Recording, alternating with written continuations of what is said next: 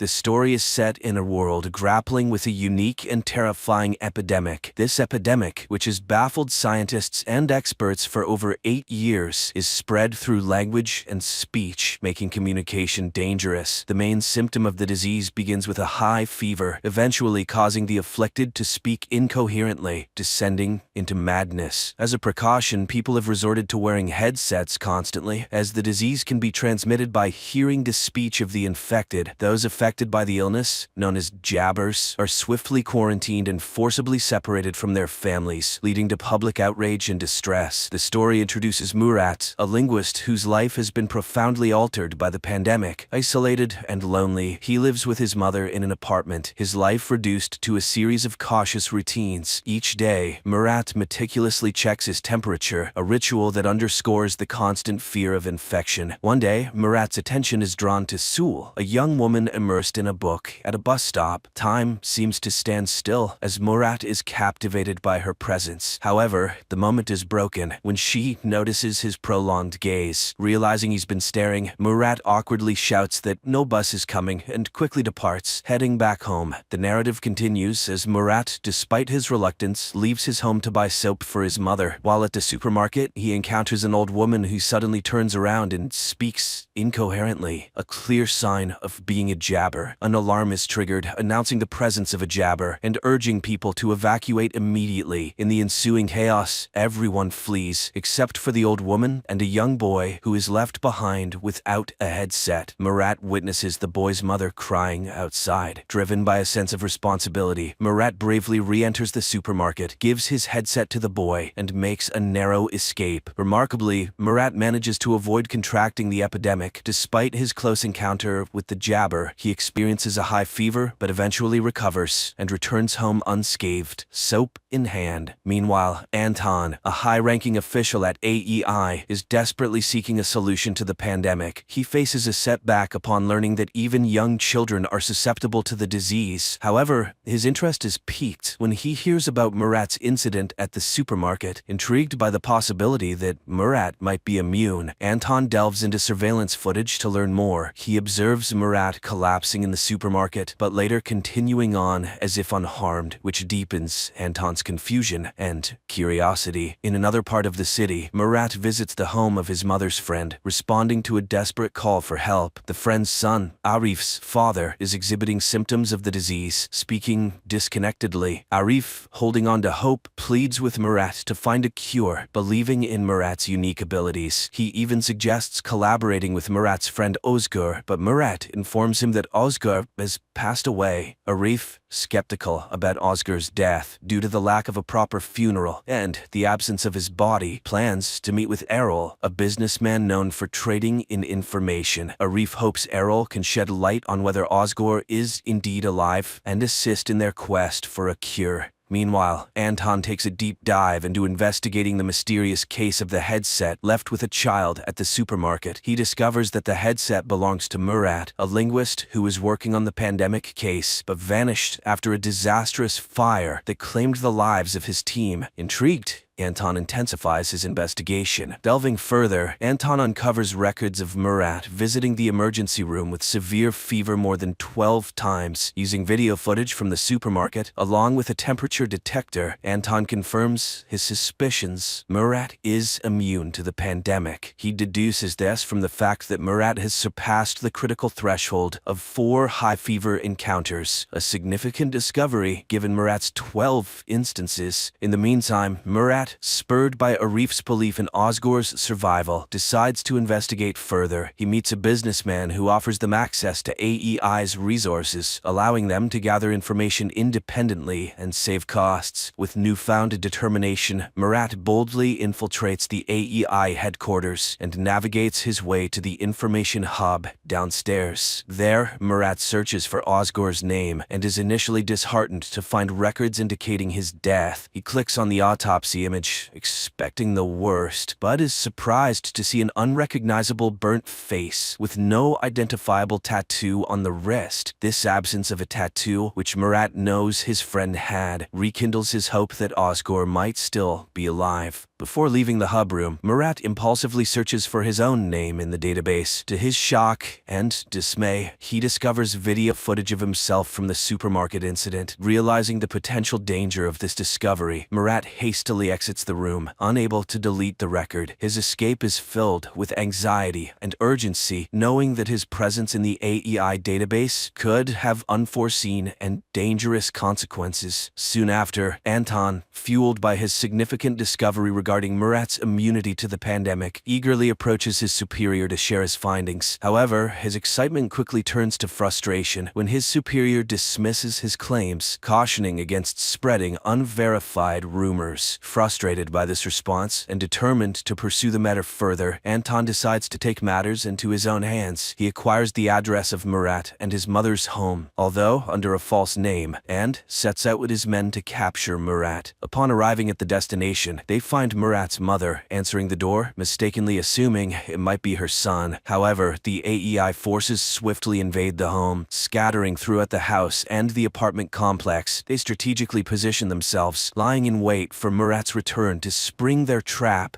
Unnoticed by the AEI operatives, Murat's mother subtly places a prearranged signal on the window, a discreet method of communication between her and her son. She then calmly lights a cigarette and sits down, maintaining an air of composure despite the tense situation. Meanwhile, Murat, who had been waiting for another glimpse of the beautiful girl he had seen at the bus stop, returns home. As he approaches his apartment, he notices the signal from his mother. Realizing the imminent danger, he hesitates at the entrance. Inside, Anton and his team are eagerly anticipating Murat's arrival, ready to execute their well-laid plans. In a moment of inner conflict, Murat grapples with the decision to enter the apartment. His thoughts drift to the beautiful girl, and the realization dawns on him that if he walks into the trap, he might never see her again. This thought acts as a turning point, and in his swift decision, Murat chooses to flee in the opposite direction, much to Anton's dismay. His abrupt departure catches Anton and his men off guard, and they lose track of him in mere seconds. Back at Murat's house, Anton seizes the opportunity to collect Murat's belongings for further investigation, hoping to get more insight into Murat's unique situation. The next morning, as Murat sets out on his search for Ozgur, he is stopped by AEI forces demanding to see his ID. In a moment of tension, as Murat nervously reaches for his ID, a bomb suddenly explodes nearby, causing the AEI forces to scatter and leaving Murat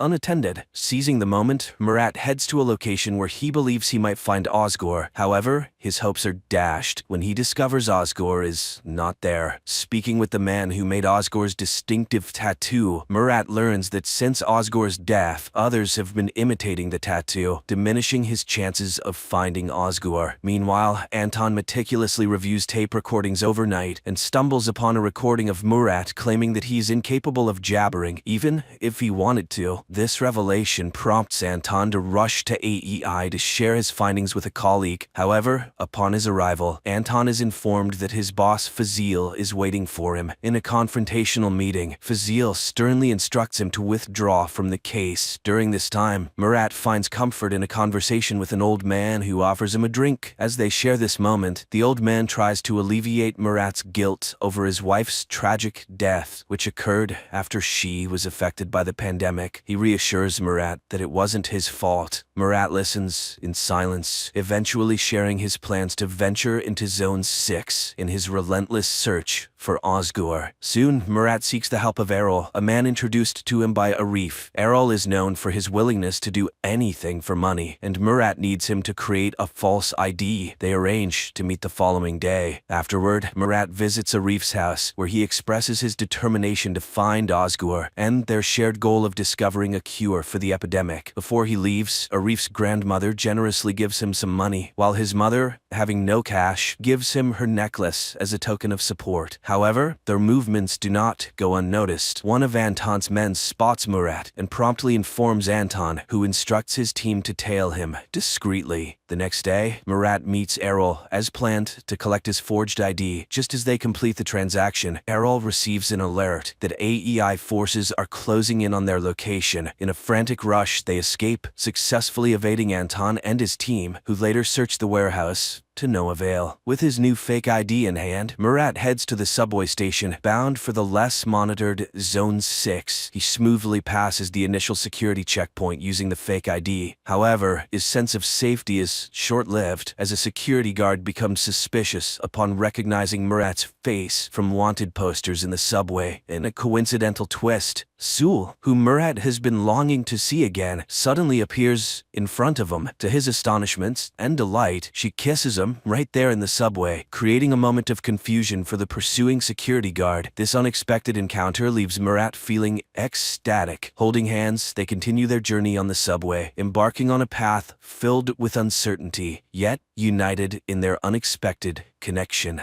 Murat and Sul, having left the bus stop, navigate through menacing people and areas until they find a secluded rooftop where they can talk privately. On the rooftop, Murat, preoccupied with his quest to find Ozgur, is about to leave when Sul insists he stay for a meal. During their conversation, he learns her name and he expresses gratitude for her assistance earlier. Sul then reveals her true intentions. She had been following Murat purposefully, hoping to recruit him into her team, P1, which is dedicated to finding a cure for the pandemic. Surprised by this revelation, Murat abruptly leaves, not allowing her to finish explaining. Later, Murat returns to the home he shares with his wife, where he is flooded with memories as he wanders through each room. That night, he dreams of himself torn between his wife and Sul, symbolizing his internal conflict. The next morning, Murat's search for Ozgur takes an unexpected turn when he is kidnapped by masked individuals who question his identity and affiliation with the AEI. At this critical moment, Sul intervenes, assuring them that Murat is not with the AEI and is on a personal mission. Murat convinces them of his intentions, and they agree to share information if they cross paths with Ozgur. Sul then brings Murat to his studio where she works, and after apologizing for the earlier misunderstanding, she hosts a podcast. In the broadcast, she discusses the AEI's cruel practices, relating them to the unjust death of her boyfriend, and concludes by emphasizing the importance of finding a cure to end the crisis. Meanwhile, Anton retreats to his house, where his wife and son are quarantined in the basement due to the pandemic. While there, Anton senses he is being watched. Upon investigating, he finds no one, unaware that Fazil's right-hand agent is covertly observing him from a hiding spot. Somewhere else, Murat and Sul's journey through the pandemic-stricken streets of the city continues. While walking downtown, Murat demonstrates his unusual resistance to the pandemic by briefly removing his headset near Jabber's, showcasing how his skull heats up without experiencing the usual symptoms. This unique ability intrigues Sul, who sees potential in Murat's immunity. That night, Murat stays at the studio with Sul, and upon waking up the next morning, he finds himself surrounded by the team Sul had mentioned. The team members introduce themselves and request Murat's assistance. Initially hesitant, Murat warms up to the idea when Sul assures him that joining the team could aid in his quest to find Ozgur. As part of their ongoing search for Ozgur, Murat and Sul come across a hotel displaying the symbol that Murat associates with Ozgur. They decide to investigate by entering the hotel and seeking an audience with the hotel's boss. However, their encounter quickly turns dangerous. In a moment of quick thinking, Murat leverages his past experience and knowledge of recording voices to offer the boss a rare tape. This move impresses the boss, diffusing the tension and earning them a chance to sit and talk. As Murat and Sul are about to explain their quest for Ozgur, their conversation is interrupted by a lady entering the room to deliver an item and collect payment. After she leaves, the boss encourages them to continue. Murat and Sul reveal their search for the person associated with the symbol they possess. To their surprise, the boss informs them that the lady who just left was the one who brought the symbol to the hotel. Reacting quickly, Murat and Sul rush outside to catch the lady, but they are too late. She drives away, showing no interest in engaging with them. This missed opportunity leaves Murat and Sul with more questions than answers as they continue their journey in the uncertain and dangerous world. My friends, the continuation of the story is now on the screen in front of you.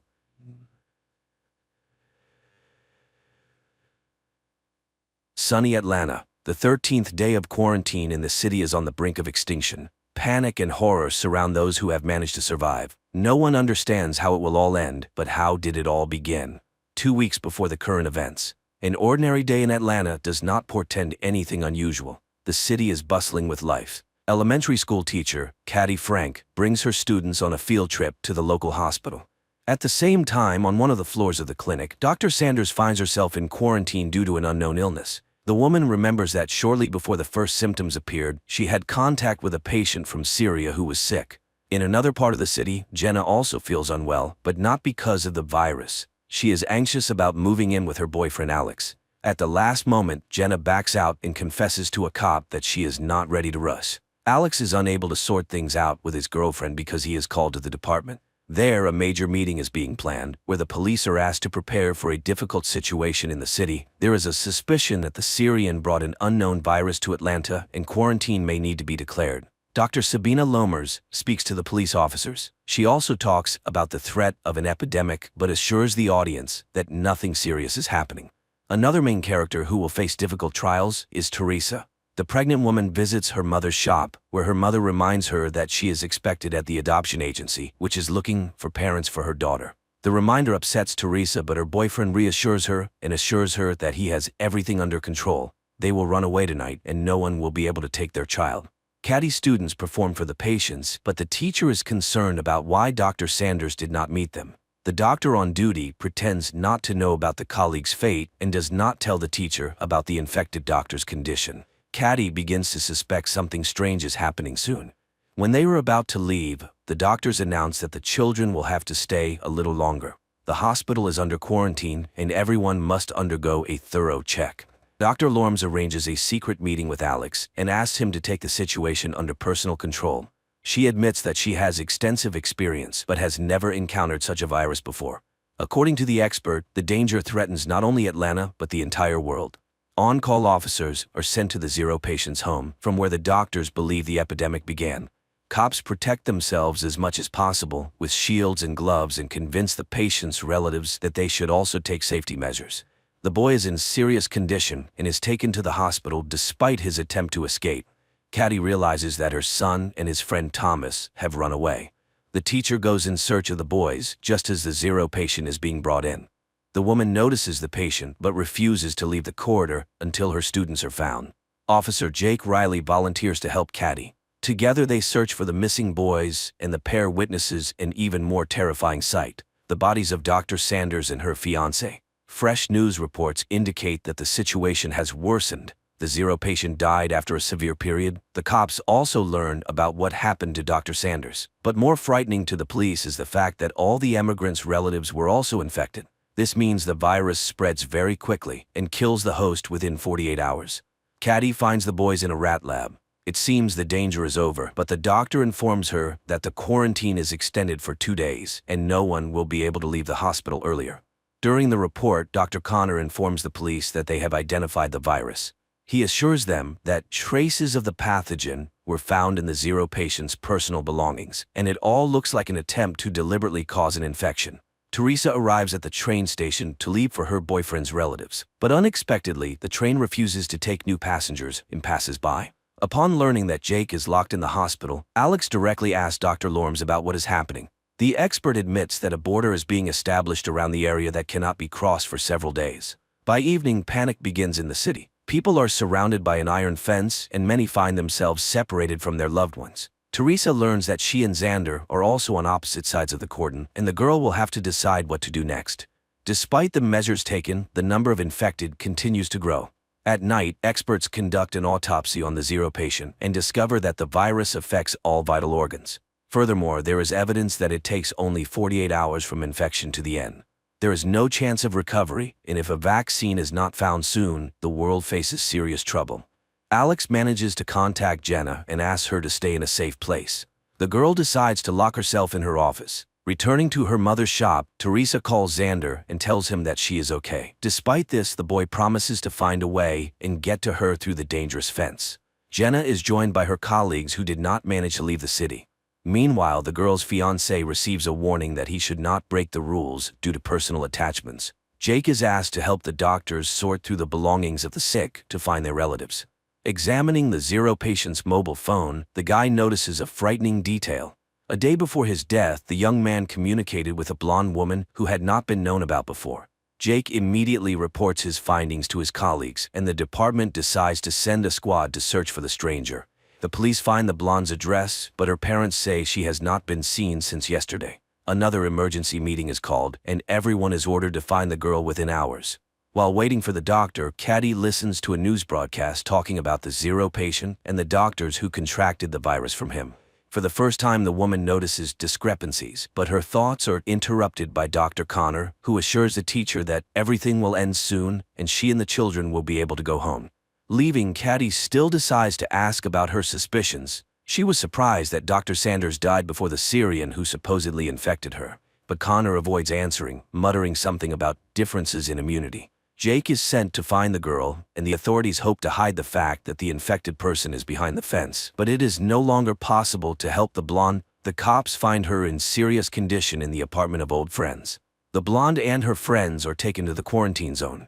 But Lorms admits to Alex that the situation is too serious. The virus spreads faster than they could have anticipated. Alex calls his fiancée to reassure her, but he does not dare to tell her what the city is facing. The police have been ordered to strengthen the cordon and use weapons in case of violations. More people with symptoms of infection continue to arrive at the hospital. Among them, Jake sees many children, but the doctor says that this is not the worst. The hospital is running out of free beds and soon there will be nowhere to isolate the sick. In addition to the bad news, the officer has an unpleasant task. Connor asks him to cremate the bodies to prevent outbreaks of other diseases. Another problem for the authorities is Leo Green, a local journalist. He continues to publish panic-inducing videos, and Lormes instructs Alex to stop the provocateur. The cop tries to negotiate with Leo, but the journalist is sure that the authorities are hiding something and he must get to the truth. A few minutes later, a new video from Green appears online, this time attracting the president's attention. Jenna's colleagues realize that they will not have enough food until the end of the quarantine, and the men decide to go to the store. The girl does not like this idea, but the majority votes to take the risk. Teresa's mother also takes the situation lightly. The girl sees her mother raising prices on essential goods to make a profit. To entertain the children, Caddy takes them to the roof. This gives everyone a chance to breathe fresh air, but the girl does not have time to relax. Thomas runs away, ignoring the teacher's cries. The girl finds the student on the stairs, next to a sick man. Drops fall on the boy, and it becomes clear that he is now infected. Thomas is sent to isolation, and the teacher blames herself. She tells the doctor that she promised the boy's father to take care of Thomas, but let him down. The men return with full bags of groceries, but Jenna does not let them into the office. She notices that her friend took off his gloves, meaning he could have brought the virus on his hands. A customer who was charged too much brings her friends. They raid the store, but Teresa's mother is saved by Jake's appearance, who received orders to patrol the city. Caddy finds Thomas's ward empty. She catches up with the boy at the hospital exit, and his father refuses to leave his son in the quarantine zone. The doctors have no choice but to let the patient go. Alex's pleas have no effect on Leo, and in pursuit of a hot story, he allows his colleagues to leave the closed area. He is not even frightened by the fact that one of the girls has symptoms of the disease. Alex and Jake manage to meet secretly on neutral territory. Both guys are nervous, but they have to work together. Leo Green tells the whole world how to leave the closed area. The police have to hold back the crowd while workers cut the ladder. This leads to serious riots, and the cops have to open fire to kill. To prevent such incidents, the government shuts down the internet and phone communication, depriving everyone of the only joy, talking to each other. Caddy accidentally enters a closed room and learns the truth about the number of victims. Among them are her students. At the same time, Jenna also tries to get to the truth, and she assembles a radio phone to call Alex. The girl has to climb to the roof to get the antenna, where she meets Sam, a technician who hid on the roof to avoid infection. Alex changes partners and goes on night duty. In the middle of the night, he notices an intruder and asks him to stop. The criminal turns out to be Xander, who is trying to enter the danger zone to his fiancée, but the cop does not let him do it and pulls the trigger. The bullet turns out to be rubber, and Xander is simply taken to the hospital. The officer visits him and apologizes, but warns that he will do the same thing next time. Leo decides to take advantage of this. He is preparing a scandalous report about the abuse of power. The store is visited by robbers again, but this time Teresa is also in danger. However, unexpectedly, the women are saved by another gang planning to profit from the quarantine.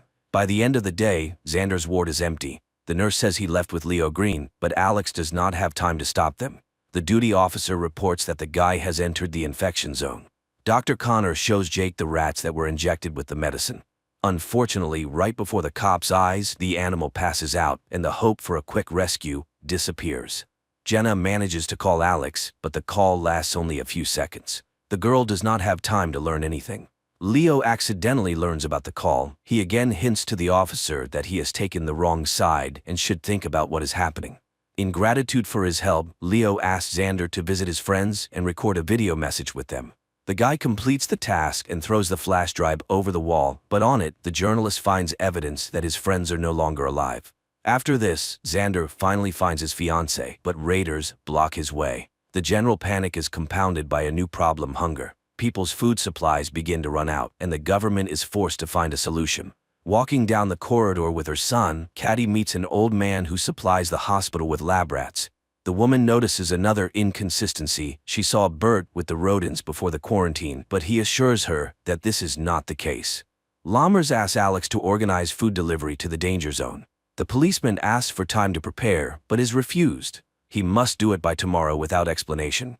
Alex has to ask Jake for help. The guy is also not thrilled with the idea, but they have no other choice. Early in the morning, the loading begins, and hundreds of people come to get their rations. The gang from the store also gathers for the distribution, and the leader orders Xander to go with them to stay clean. Jenna goes outside for the first time in many days to get some food. She approaches the distribution center, but a gangster car passes by, making her uneasy. Jake recognizes his friend and gives her a ration without a cue. He also hands her Alex's keys and asks her to hold on, as everything should end soon. Constantly thinking about the epidemic and inconsistencies, Caddy again turns to the doctor with questions, but he is clearly not willing to talk about it. The doctor assures the teacher that he knows no more about the virus than she does. The humanitarian point is surrounded by the store gang. There are many more bandits, and they take the food boxes to sell them to hungry people later. Alex is furious that the leadership did not listen to him, and the products fell into the hands of bandits. But Lammers does not see this as a problem. She believes that residents still have a chance to buy food and satisfy their hunger. Jake's partner turns out to be infected, and the officer offers him help, but the officer refuses to go to the hospital. He knows that no one can help him, and decides to solve the problem on his own. Returning to the shelter, Jenna falls into the hands of other bandits who also try to take the box. The woman is saved by Sam, whom she recently refused to let into the office, but the friends remember Jenna's recent act and, despite everything, do not let her or Sam into the clean zone. Alex and Jake meet again, and the senior partner admits that he no longer trusts the leadership. He tells his friend that, due to the robbery, he had to leave his subordinate in the danger zone. At this moment, this very subordinate calls Chief Besser and reports that their plan worked. Jake tells Caddy that she was right, something is being hidden from them. Dr. Sanders and her boyfriend had no personal belongings, but the conversation has to be postponed. Thomas's sister is admitted to the hospital, asking the teacher to find the boy. Their father died, and Thomas is left alone. Alex also begins to doubt the leadership's honesty, and he goes to Leo's house to hear his version. He finds the journalist drunk, but the guy comes to his senses and promises to help in the search for answers. Despite Jacob's persuasion, Caddy goes in search of Thomas. The gang is joined by the very cop sent by the police chief. He promises the bandits a radio phone in exchange for being accepted into the group. Thomas is not at home, but Caddy discovers her son, who secretly followed her. Quentin tells his mother that he knows where to look for his friend, and the company heads to the baseball field. The search for the truth has to be postponed. Alex is tasked with removing a man from an empty house who is preventing it from being demolished. The cop has to spend a lot of time talking about the happy past the city has lost. Teresa's mother helps the lovers escape. She gives the couple a bag of baby things and tells them to wait for her in a safe place. The company finds Thomas's things, but they are surrounded by a crowd of crazy racers. Jake has to open fire, and only then do the young people continue to search for the boy. Caddy finds her son and his friend, but they are near an infected man. The teacher is frightened, but Thomas assures her that he cannot get infected. Xander and Teresa come to Jenna's office and ask for shelter. One of the girl's friends is against the couple entering, but Jenna lets the guests in without his approval. Thomas is placed in isolation, but Caddy has hope that the boy indeed has immunity and can save everyone. During the meeting, Alex hands Jake a flash drive with a damaged file. If it can be restored, they will learn the truth, but only Jenna can do it. In return, the officer also receives a memory card with a message for the old man from the empty house. When he delivers the message, the stubborn man cannot hold back his tears. Teresa sorts through the baby things and finds the radio phone her mother stole. At that moment, the phone's owners appear at the door, holding a gun to the girl's mother's head. The company has to open the door, but the bandit refuses to take the phone and leave. He demands that Teresa and her boyfriend go with him. Unexpectedly, Jake comes to the rescue. He convinces the gangster to leave and leave the office alone. Alex sees hundreds of people moving in an unknown direction, but no one can say where they will be placed. Jenna tries to open the file, but it is severely damaged. The girl does not have time to do anything with it. New guests appear in the office, a gang wanting access to prohibited drugs. The company begins to strengthen their shelter, but the intruders find weak spots through which they manage to penetrate inside. Tony decides to take a risk. He goes down to negotiate with the criminals, but the negotiations fail. The elevator returns Tony with an axe in his back. In addition to the deceased guy, one of the attackers enters the office, but he does not have time to harm anyone. The guy is infected and collapses at the entrance to the room. Jenna finally manages to restore the file, but the girl does not have time to watch it. The power goes out in the office, and all the doors are locked. To restore power, Jenna has to leave the shelter and go downstairs. Meanwhile, the bandits almost manage to open the elevator doors, but the girl raises the switch in time. On the way back, Jenna takes the radio phone and calls Alex. Talking to his fiancée, the officer hears her being attacked. The girl manages to break free and return to the office, but the intruders do not retreat and try to cut through the door. The company has no choice but to come up with the craziest plan. Alex tries to penetrate the closed zone to help his fiancée, but he is caught by the National Guard soldiers. Jenna orders everyone to take cover, and when the psychos burst into the office, Jake activates an explosive device. A fire starts, but all the attackers are unconscious. Unexpectedly, one of them jumps up and attacks Teresa's mother. The men manage to neutralize him, but the woman is infected. Alex is arrested, but unaware of this, Jenna asks Jake to call her fiancé and calm him down. She also mentions that the phone the bandits had has a government military number and they need to figure out how it ended up in the infection zone. Teresa's mother leaves. As a farewell, she asks her daughter for forgiveness for not wanting to accept her child. More than 48 hours have passed since Thomas's contact with the infected, and the boy continues to look healthy. His DNA is implanted in rats to try to create a vaccine. Connor reports his observations to the leadership, but the boss tells the guy that they don't have time for experiments. Caddy and Jake review footage from surveillance cameras and find out that the zero patient was not the immigrant boy, but a certain Henry Burns. He came every morning to secretly meet with Dr. Sanders, and judging by the man's behavior, he knew about his illness. Dr. Connor allows Thomas to leave and informs everyone that the boy does not just have immunity, his body defeated the virus. This means that based on his DNA, they will be able to make a cure for the unknown virus. Jenna leads her friends to a church under which there are ancient tunnels. The girl plans to lead the group out of the cordon through them to safety. Alex tells Leo everything he learned from Jake, but the journalist cannot find any trace of Henry Burns. The men get the impression that the zero patient was deliberately sent to the hospital. Lammers returns Alex's badge and authority, but in return she demands that the cop take Thomas out of the infected zone and hand him over for experiments in her unit. Dr. Connor disagrees with Lammers' decision, but she rejects all objections and insists that only her laboratory can find the cure. Everyone has hope for a quick return to peace and normal life. It seems not everyone will live to see this happy moment, but some decide not to waste time and enjoy the moment, using all possible safety measures. Leo finds out that 2 days before the epidemic started, Burns received a package with the virus. Now he wants to know who the sender was, but Alex asks him to postpone the investigation so he can carry out the order. All night the company breaks through the exit to the tunnel, and in the morning they finally go underground. At the same time, Caddy and Jake go to the meeting place to hand Thomas over to Alex. Dr. Connor realizes he was wrong. The patient bitten by a rat injected with Thomas's DNA is infected. During the seizure, he infects several more people, and the doctor understands that the boy is an asymptomatic carrier. If he leaves the cordon, the virus will take over the entire city. The company has to return due to gas that has accumulated underground. They remain in the infection zone. Meanwhile, Thomas ends up in the hold the zone between districts. He is met by Alex and Dr. Lammers, but at the last moment, the transfer is cancelled and the boy is sent back. While Alex tries to figure out what to do next, he receives a voice message from Leo. The journalist claims that the virus was created by Connor. Alex and Lammers remain in quarantine in the container between the zones. Thomas is returned to the clinic and quarantined to figure out what to do next. Jenna's company returns. The group could not go underground due to accumulated gas, but the office is empty. Teresa and Xander left to find a cleaner place. On the main street, the guy begins to suspect he was wrong. Hundreds of protesters are holding a rally demanding to be released from the infected zone. Xander tries to protect the girl from the crowd, but Teresa sees her mother in the crowd and tries to break through to her. Not wanting to risk his pregnant girlfriend, the guy decides to check who she saw in the crowd. Jake arranges a date for Caddy and the couple has a great time until a frightened Quentin runs into the room. The boy says that old man Ray took the other children and led them out of the hospital to break through with the others. Leo meets with an ex-girlfriend and asks her to get Connor's call details. He has no doubt that the doctor's to blame, but to prove it, he needs facts. Xander realizes that Teresa was mistaken, but as a result, he encounters an infected person. The boy manages to escape. Unlike Bert, the old man has his box of medicine taken from him and falls to the ground. The street riots intensify, and a squad is sent to the danger zone. Lammers tries to stop the captain, but he does not listen to the doctor's orders, and several vehicles head through the cordon. Jake finds Ray, but the girl he took with him is not there. The old man abandoned her because of virus symptoms. Caddy spots Mary before Jake can tell her about the infection, and the woman takes the child into her arms despite the blood.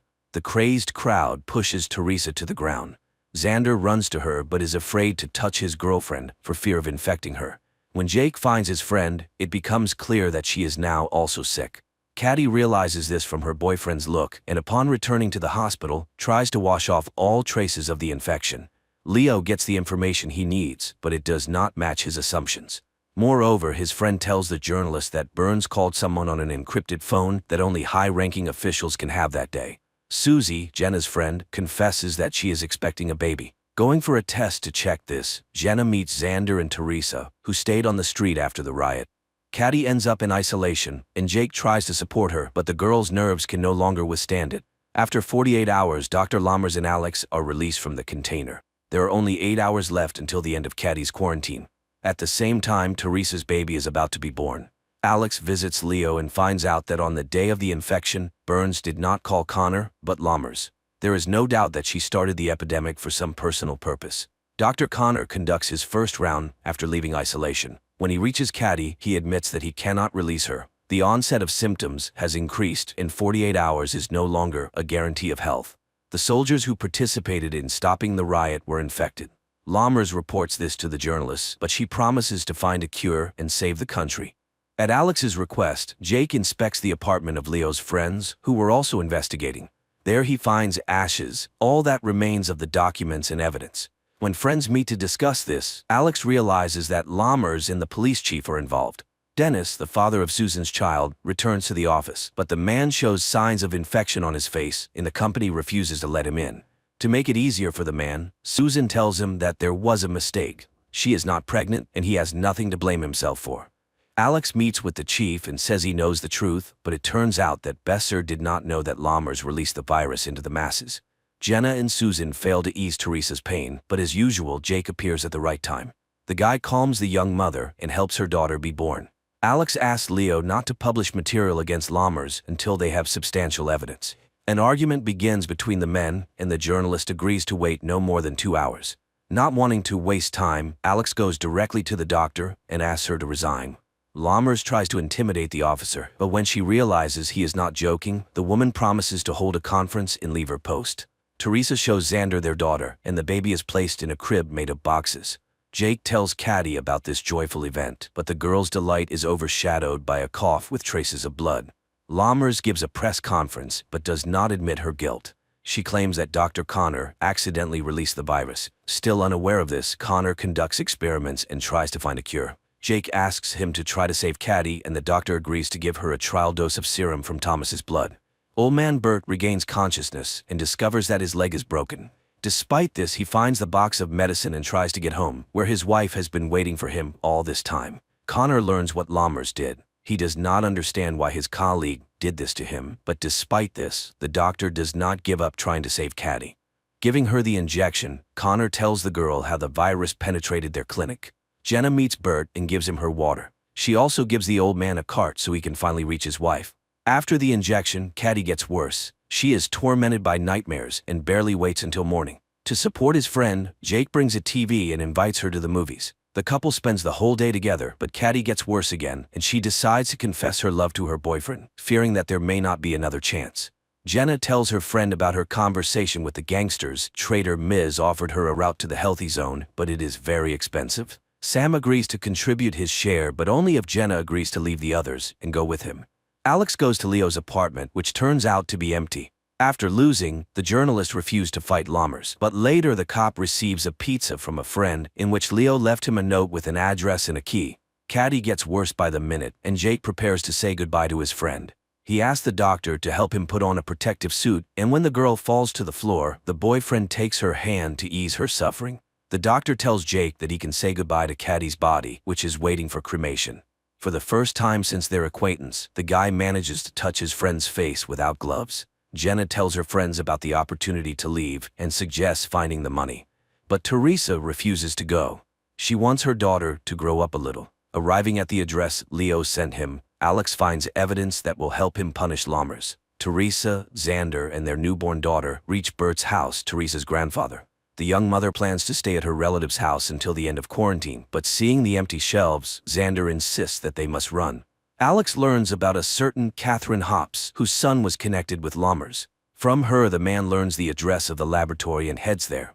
While Dr. Connor tries to create a cure, news about him spreads throughout the zone. A gang breaks into the clinic wanting to punish the doctor, but Jake convinces them that he needs to be protected to be the first to get the vaccine. This is the last thing Jake can do before leaving. He decides to run through the cordon to save Quentin. Alex inspects the abandoned lab and finds solid evidence of Lammers' guilt. He accuses her and names a True Zero patient who fell ill several years ago. This time, Lammers does not argue. She admits she created the virus and believes it is needed for the country's safety. But now she asks Alex to postpone the battle and focus on fighting the virus, which has now crossed the cordon. An attack occurs in the hospital, and one of the gangsters becomes infected. Dr. Connor has to give him the test drug. It is his only chance not to become a victim of the bandits. Jake prepares Quentin to cross into the healthy zone and promises to find him as soon as it is all over. Jenna's company also prepares to go underground to cross the cordon. At the same time, the body of the boy who tried to take the risk is examined, and an army is assembled so that no one else can cross the border. To prevent illegal crossings, the tunnels are mined and blown up. Alex tries to stop it, understanding that there may be people there, but the captain refuses to make concessions. Unaware of the government's plans, Miz orders the fugitives to prepare to descend into the tunnel. Meanwhile, at the hospital, Dr. Connor transfuses Thomas's blood to the infected gangster, hoping this will cure him. Despite all attempts, the gangster cannot be saved. Because of this, Jake has to save the doctor. The gang leader cannot forgive him for the loss of his brother.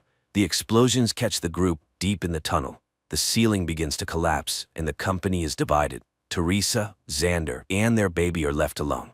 Connor finds a way to make the medicine, but for this he needs people with the same blood as Thomas. Jake tries to find volunteers, but no one wants to participate in the dangerous experiment. Then the guy prepares a speech in which he names all the dead. For their sake, Jake asks people to get tested and, in case of a match, become donors. Miz leads the group to a dead end, but the guy does not give up and looks for new exits.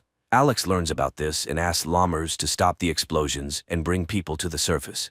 As an exception, Lammers promises the officer 1 hour. After that, all tunnels will be destroyed. Jake's words convince people and they gather to get tested.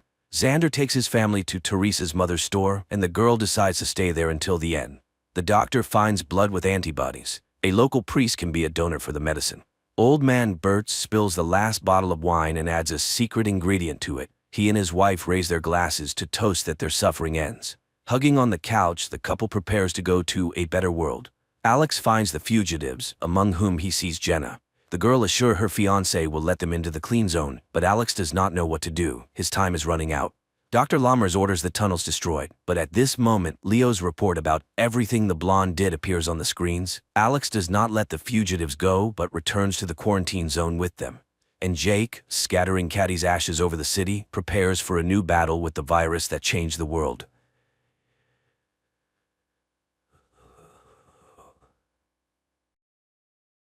It all begins in a desert, where a lone child stumbles along, gnawing on a human finger, searching for his mother. A few miles away, a car drives down a road that abruptly ends in the middle of the desert. The man driving the car steps out and continues on foot. Wyndham is a photographer who came here to capture the solar eclipse. After taking a few photos and noticing that the day is coming to an end, he tries to return to his car but unexpectedly encounters a boy who seems lost and frightened. Wyndham is ready to help, but the boy doesn't seem to want it. He points in the direction where he lost his parents and walks away. Trying to help the boy find his way home, Wyndham follows him, but the boy rudely refuses his support and leaves. The man is left alone in the darkness, with no way to return to civilization. Wyndham lies down to sleep on the ground, but struggles to do so, reliving the day's events in his mind. Suddenly, he hears strange sounds. He follows the noise and soon finds stakes with ropes strung between them, from which hang bottles that produce a melodious chime in the desert. Before him is a large canyon, at the bottom of which stands a wooden house, around which a woman is wandering, singing a song. Wyndham asks for help, but she enters the house, as if not hearing his pleas. He finds an iron ladder leading down and begins to descend. However, the ladder only reaches halfway down the canyon, and from there, it's just an ordinary rope ladder. Wyndham overcomes both and approaches the house. He knocks persistently at the door, but receives no answer. So, Wyndham opens the door himself and enters. The woman, standing at the stove, greets him calmly, as if she had been expecting his arrival. She offers him dinner, and although he refuses, she serves him some soup and places it before him on the table. Wyndham is grateful for her hospitality, but continues to ask questions about how to leave this strange place. He tells her about the boy he met and asks for water. The woman, named Alina, suggests that he rest until morning, and Wyndham gratefully accepts her care. He lies down in the bed she points out, observing as Alina tidies herself and notes that she is young and beautiful. The next morning, he gathers his things and heads outside, hoping to find a way home. But strangely, he cannot find the rope ladder he descended the previous day. Without it, reaching the iron section is impossible. Wyndham returns to the house and, taking out his camera, takes pictures of the surroundings and the drawings on the canyon walls. Everything is quite gloomy and reminds him of death in all its forms. He then notices Alina, who is busy repairing the roof, and asks her about the missing ladder, but she either does not understand what he is talking about or pretends not to. Although her words imply that there are other residents here, she does not tell him anything directly. Disappointed, Wyndham walks around the canyon, periodically calling for help, but to no avail. Later, Alina asks him to undress so she can wash his clothes, saying it wouldn't be proper to return home so dirty. The man has no choice but to comply. That night, he struggles to sleep again, goes outside, and once again tries to find a way out, but there is none.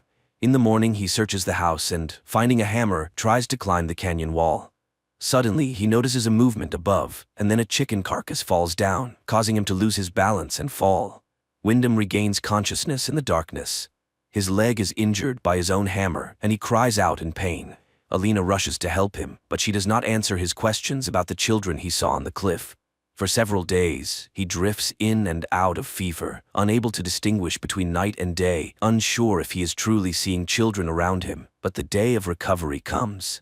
Limping, Wyndham makes his way outside. He demands that Alina tell the children above to pull him out of there, but she pretends not to understand him.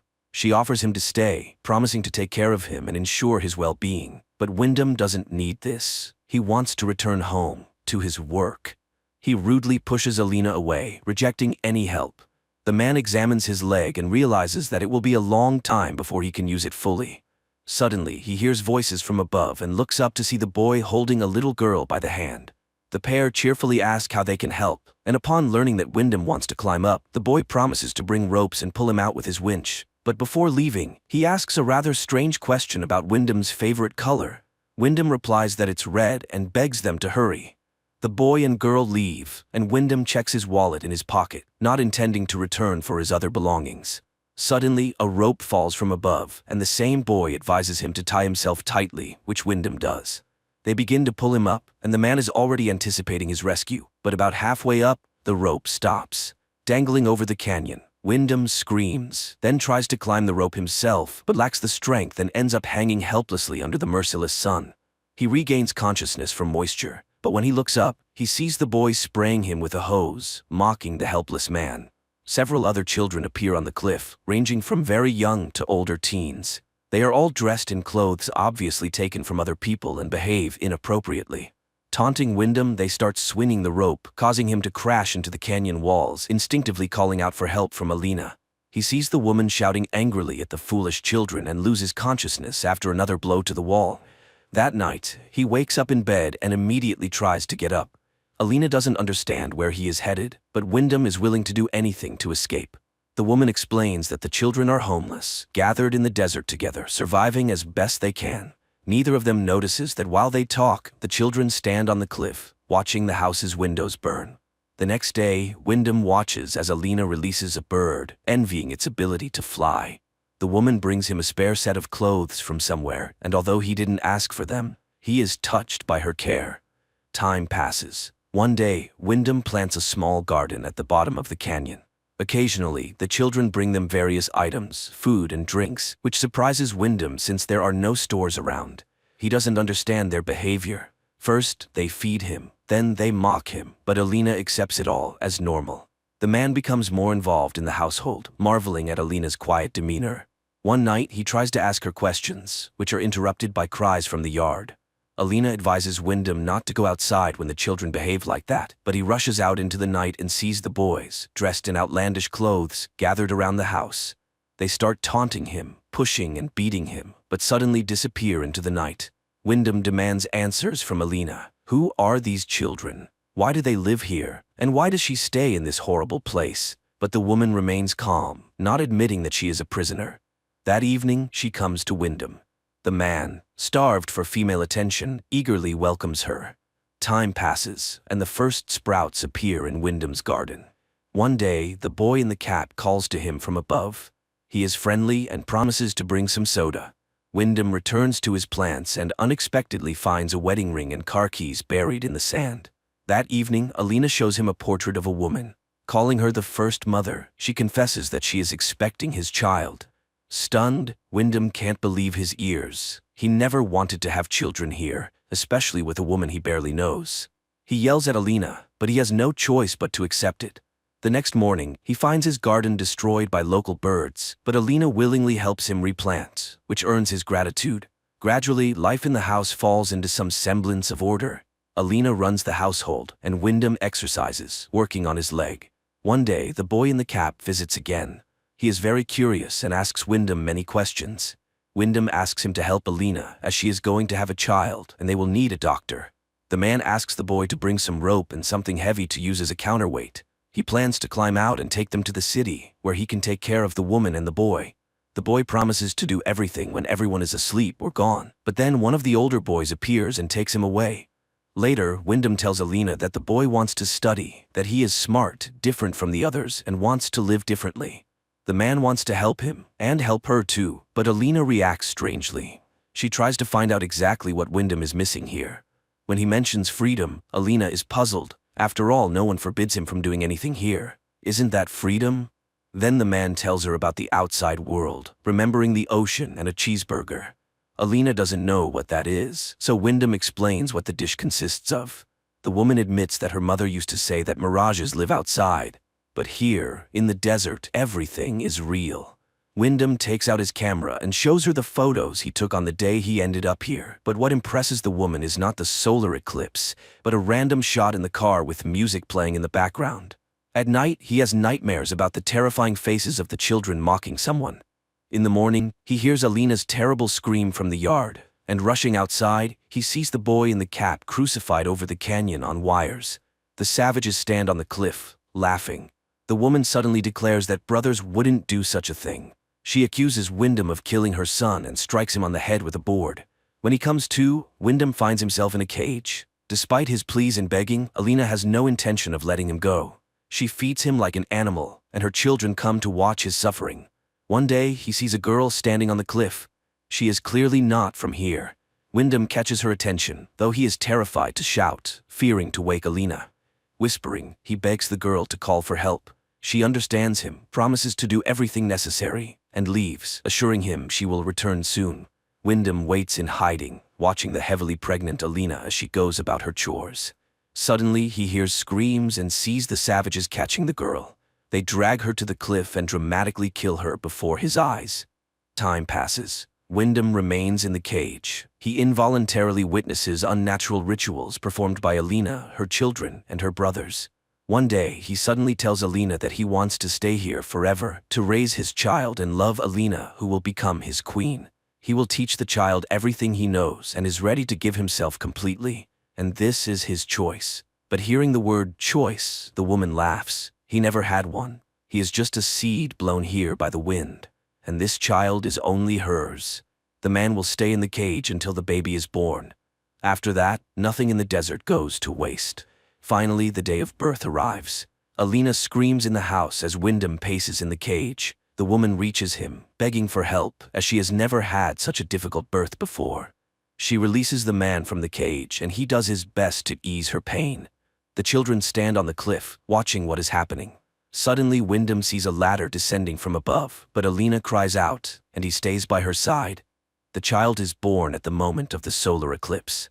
Wyndham takes the baby girl in his arms and kisses her, overjoyed to be a father. Alina begs him to give the baby to her, and when she receives the child, she promises to feed and protect her until she becomes the new mother. Then she will fulfill her purpose, just as Wyndham has fulfilled his now. At that moment, the boy sneaks up and slits the man's throat, exulting over the collapsing body, assuring him that he is doing it for the mother. Later, Alina gathers Wyndham's belongings and packs them in a chest, then goes to the baby, promising her that everything will be fine. Meanwhile, Wyndham's body decomposes in the yard of the house, sprouting grass and turning to dust. This is where this unusual film ends.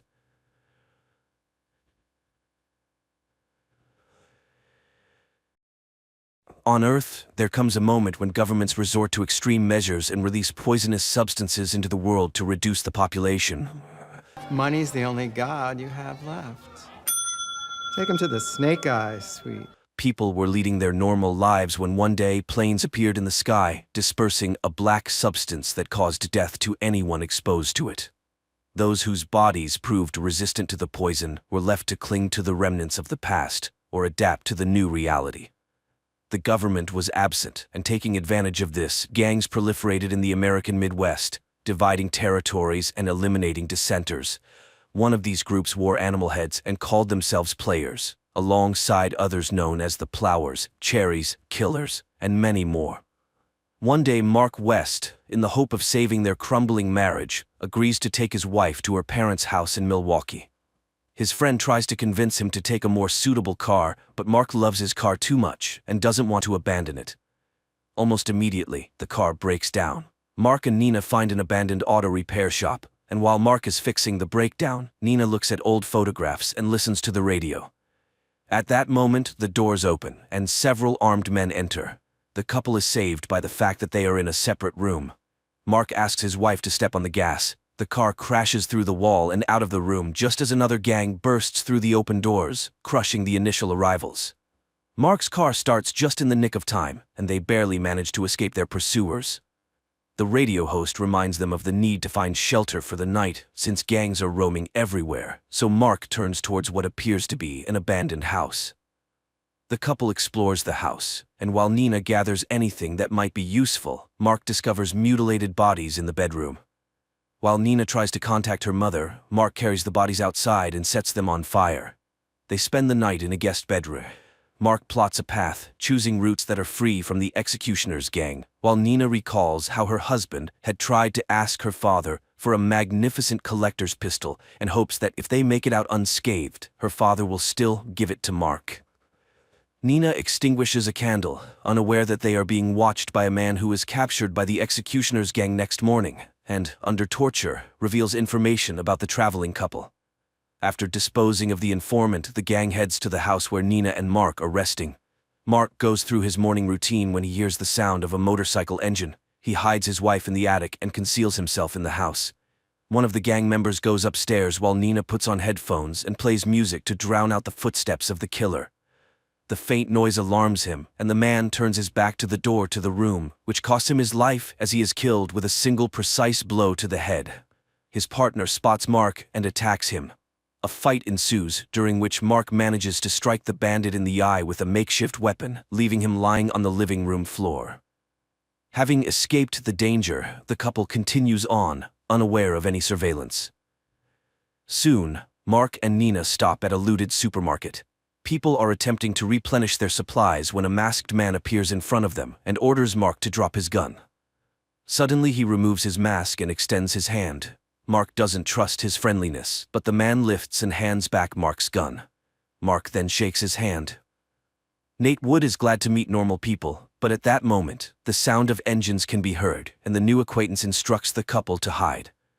A group of bandits enters the store, and it turns out they are also looking for the couple. Unfazed by the situation, Nate invites the couple to dinner, showing them a photo of his wife, Teresa. Suddenly, there is a burst of machine gun fire, and the bandits fall, while Nate's son, Steve, emerges from hiding. Upon stepping outside, Nate insists that the couple join him. The road ahead is long, and they haven't seen normal people in a while, so they would be happy to treat them to dinner and wine. Mark and Nina agree. Nate takes the pickup truck while he attaches the family's car to a trailer, explaining that it's for safety. Along the way, they are stopped by members of the Plowers gang. They exchange news, and the gang's leader, upon seeing Nina, suggests to Nate that he sell her.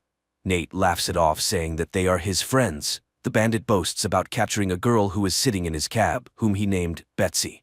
Mark and Nina sense tension between the conversing parties, but Steve reassures them that the Plowers gang is weak and won't go against his father. As it turns out, he's right.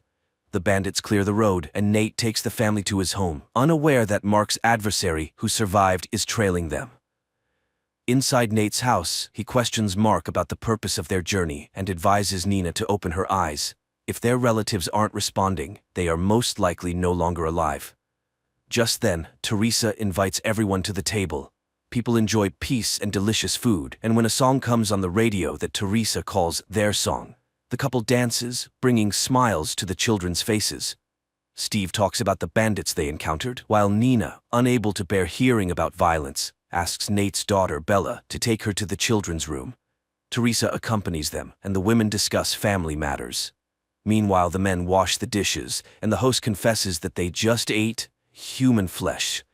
Mark feels nauseous as Nate gives a speech about how only the ruthless have survived. He informs them that either the couple stays with them or he'll let them become prey. Women arrive, sensing something is amiss, but then a bandit enters through the back door, holding Bella hostage. He's willing to release the girl in exchange for Mark and Nina. Nathan agrees, and the villain lets the girl go, but aims at Mark. As the bandit takes aim, Steve, who had stealthily approached the bandit, cuts his leg with a knife. The bandit falls but manages to pull the trigger, and a bullet hits Teresa. While Nathan is distracted, Mark and Nina make a run for it, hop into their host's car, and drive away. Gunshots continue to echo from the house. They drive down the road, and Nina confesses that she can no longer play these insane survival games. They argue, unaware that ahead of them lies an ambush set by people hiding their faces behind animal masks. A shot rings out, and Nina is hit in the shoulder. Mark quickly turns the car around. Meanwhile, Nathan contacts the leader of the Plowers, and, informing him that his wife and daughter are dead, allows them to take the blonde. An enthusiastic bandit heads to the garage where he receives a blow to the head from Betsy. Armed, she then releases the captive women, revealing that she belongs to the Cherry Gang, and drives the gang leader's car out of the gate. In the meantime, Mark finds a small house in the wilderness, tends to Nina's wound, and puts her to bed. He then goes out in search of food. Nina wakes up and discovers notes from her husband all around, helping her navigate the house. She gets dressed and, after looking around, starts packing a suitcase, intending to leave alone when Mark enters a nearby room. Silence prevails everywhere, so he goes upstairs and finds Nathan and Steve tied up with bags over their heads. But when he questions how they got there, a very colorful character enters the room, suggesting they have some fun because, after all, showtime is his life. Meanwhile, Betsy drives down the road, listening to the screams of the bandit she locked in the trunk. Suddenly, she notices Nina behind some bushes and goes after her, while the bandit, who introduces himself as William Cunningham, tries to find out why Nathan and Steve were tailing Mark. Mark recognizes the quotes William is using, and William is pleased with his erudition. He then introduces his buddy, Big Guy, and offers to have a fight with him, promising to let Mark go if he wins. During this time, Nina stumbles upon a box of records, and on one of the envelopes, there's a note asking to give her husband another chance. She finds some alcohol, plays music, and, under Betsy's watchful eye, loses herself in the music while her husband fights the brute.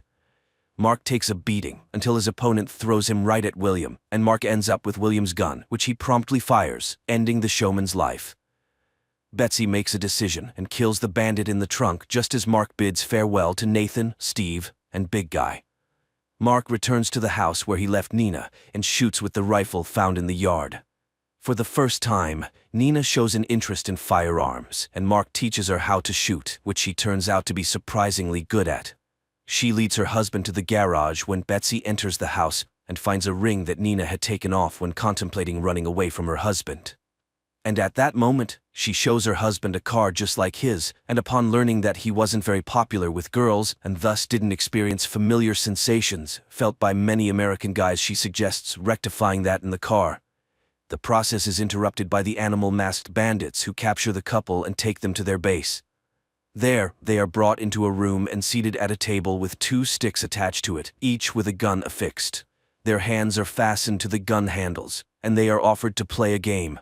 1 bullet in the chambers, and if they're lucky and don't shoot each other for 6 rounds, the couple will be set free. Nina then asks to add more bullets, but reduce the number of rounds, which the bandits agree to. The couple begins the game, and in the second round, Mark is shot in the shoulder. The crowd rejoices, and the 2 ladies start squabbling, which helps Nina free her hand. She grabs the judge's gun, shoots him, and fires at the sticks holding the pistols. Then she positions her shoulder under Mark's semi-conscious body and makes her way to the door. She is intercepted by the brothel's leader, but under the barrel of gun, she has no choice but to let the family go, since people with weapons are not allowed in the room according to their rules. The couple gets into a car and drives away while the gang arms itself and starts chasing them, losing a couple of sentries to Betsy's gunfire. Nina presses the gas pedal and finally arrives in Milwaukee, where she learns that her parents have passed away. Neighbors hand her a letter addressed to their daughter, in which her mother asks Nina not to abandon her husband. Later, neighbors show her how they have fortified their defense. Barricades made of cars on the roads, a constant lookout on the roof, and a tripwire stretched across the street that can be activated with a winch. If someone drives over the tripwire, it triggers an explosion sufficient to demolish a house.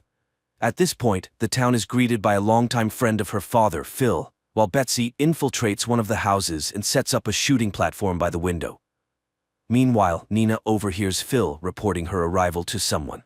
She goes to his house, but the man hides behind blinds. Then his radio comes to life, reporting that they are 1 minute away, and Nina recognizes the voice. She realizes that the bandits are heading to the town, and upon seeing a neighboring girl on the road, she hides her in a house. She grabs a rifle and prepares to confront the players. The gang stops their cars right under the window of the house where Betsy is positioned, and the sentry also aims at them. Nina opens fire, immediately supported by Betsy, taking down half of the gang. At that moment, the girl escapes from the house, and while Mark tries to catch her, one of the bandits attacks him. Nina throws a homemade grenade at the cars, and Mark kills his attacker with the bandit's own horn. Phil watches in horror as Betsy gets wounded. And there, Nina sees the speeding Plowware's car, which can easily sweep away anyone in its path.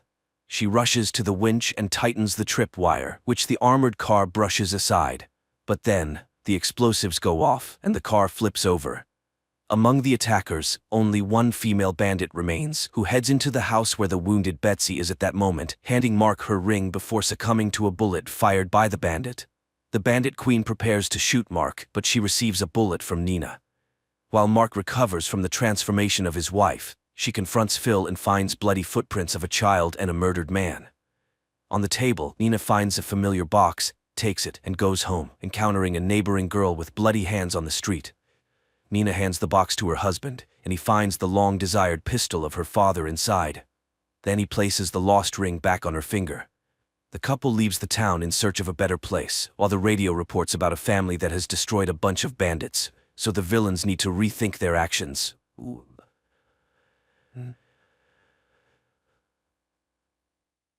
Turid Sayer, together with her teenage sons, Magne and Lauritz, return to the Norwegian city of Edda after many years of absence.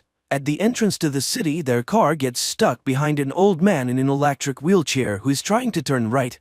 Magne gets out of the car to help, and the old man's wife approaches him. Looking into the guy's eyes, she smiles with satisfaction. He's a good boy, and then she touches his forehead. Magne's iris changes color for a moment, and then the guy feels something unusual in the perception of the world. He returns to the car and, trying to close the window, breaks off the window lifter handle. Stunned, Magne turns the thing in his hands and suddenly says that it's going to rain. Mother and brother laugh. There is not a cloud in the sky. and immediately the car is showered with a heavy rain. They continue on their way and get to their grandmother's old house. Laurits is not happy that there is a shabby-looking trailer near the house, and Magne picks up an advertisement that calls for making the air of the city cleaner. The next morning, the guys go to school. Oddly enough, the brothers are assigned to the same class. The thing is, Magne is dyslexic, which is expressed by difficulties with word recognition and insufficient abilities in reading and writing. Magne's attention is immediately drawn to a pretty blonde, Gry, but Laurits is ahead of him, and Magne has to sit in the back of the class next to Isolde, who is not popular at school. A lesson on the Scandinavian gods begins, and Magne learns that Edda is the last Norwegian city to convert to Christianity. It was here that Ragnarok took place, during which the gods died and the fate of the giants remained unknown. During lunch, Magne sits at Isolde's desk again and learns that she's on the side of the Greens and is fighting against the pollution of the world. She also introduces the guy to Fjord Utol as son of the owner of the Utol Industries factories, Fjord's sister Saxa, and their mother, the director of the school by the name of Ran. And then she talks about her blog on YouTube. At the end of the classes, the two leave school together, and then Isolde notices that one of the wheels in her bicycle is bent. Much to the girl's astonishment, Magne easily fixes the brake and returns the wheel to its original condition, which surprises him as well. In addition, he notices that his eyesight has begun to improve. The next day, he, Isolde, and Gry get a general assignment in sociology and begin to study democracy. Magne suggests studying the topic by using their town as an example. At this moment, he sees his mother, who has come to talk to the director. The women discuss boys' progress at school and recall the tragedy that happened many years ago when the boy's father died under mysterious circumstances. Later, the mother notices that Magne is not wearing any glasses and does not understand how this can be. But she's distracted by Vidar Utol's car. It turns out that she and Vidar have known each other for a long time. After returning home, Vidar tells his wife Ran about the meeting with the woman, while their children Fjord and Saxa discuss their appearance and whether it matches their age. Vidar gives them a task to follow Magne, who is currently engaged in repairs and notices a rune carved on his father's tools. Later, the guy visits Isolde's page and looks through her materials about the strange death of the fish in the fjord. The next day, the girl invites him to her place and reminds him that he no longer needs glasses. While choosing water in the store, she explains to Magne that he can't drink tap water in Edda, and the store clerk suddenly warns the guy about the danger of the vernal equinox. In Isolde's house, the guy finds out that the history teacher, Erich, is the girl's father. At dinner, she invites him to go with her to the mountain as she monitors the speed at which the glacier is melting. They can go down by paragliding. The girl asks her father questions about her mother's death, but he keeps silent. Magne shares his memories of his father, and sweeping the girl's diary off the table, finds out that she has been hopelessly in love with Saxa for a long time. The next day, he tells his classmates about the upcoming hike in the mountains, while Fjord invites everyone to a party at his house. Returning home, Magne finds his mother repairing the fence, and his attention is drawn to his father's sledgehammer marked with the rune. The next day, Magne and Isolde go to the mountains. Soon they reach a blocked bridge, but Magne resolutely steps over the warning sign. Suddenly, the boy gets a text that his mother is unwell. He hurries to the city and Isolde goes on alone. Meanwhile, Vidar's car is driving along the mountain road. Stopping on the side of the road, Vidar goes outside, undresses, and starts hunting deer grazing on the mountain. With one blow, he kills the animal and rips out its heart. Meanwhile, Isolde reaches the glacier and sees her marks. She takes water samples and then notices the thawed entrance to the cave and photographs it. Once inside, she finds a door blocking the entrance to the depth of the cave. Standing over the fjord, Vidar eats the raw heart of the deer and emits a heart-rending cry, which frightens Isolde. Upon reaching home, Magne discovers that his mother is absolutely fine and, angry at his brother's stupid joke, goes outside. He sees Isolde paragliding down the mountain. Suddenly, the paraglider starts drifting towards electric wires. The guy hurries to the crash site and finds the girl's lifeless body. Vidar also arrives and tries to help her and then calls for an ambulance. But nothing can be done anymore. Returning home, Magne throws away his glasses and sees the sledgehammer. The distraught guy throws the hammer and it disappears into the clouds, which are instantly covered with lightning. After everything that happened, Magne is taking the death of her friend hard and decides never to wear glasses again.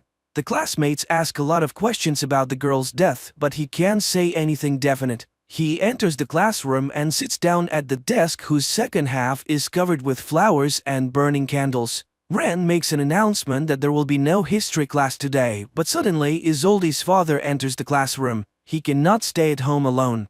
The man asks the school not to cancel the vernal equinox holiday because Isolde would be against such a decision. Later, the police announce that the girl's death was caused by a thunderstorm strike to the dome of the paraglider. But Magne objects. Everything happened before his eyes, and there was no thunderstorm at that time. Nevertheless, the case is being closed. On the same day, Vidar asks Stuart to get the insurance money for his car, which was smashed by some madman. And he sends the woman photos in which Stuart recognizes the sledgehammer. She hurries home to ask Magne questions, but he himself is shocked by such an accusation. The guy calculates how far he threw the hammer, 1,537 meters. But this is impossible. Magne buys a new sledgehammer and throws it in a deserted place late at night. And then he calculates the distance, 541 meters, which is several times higher than the world's record for hammer throwing. Meanwhile, Vidar examines the sledgehammer while Ren speaks about the experiences of the school children who sincerely mourn the dead girl. And then the husband suddenly admits that he killed Isolde because she found the entrance to the cave. The woman gets angry. They agreed not to touch the children, but since it happened, they need to find Isolde's lost phone. At school, Gry and Magne continue to work on the project together and listen to a warning not to blame the destruction of the planet only on the rich.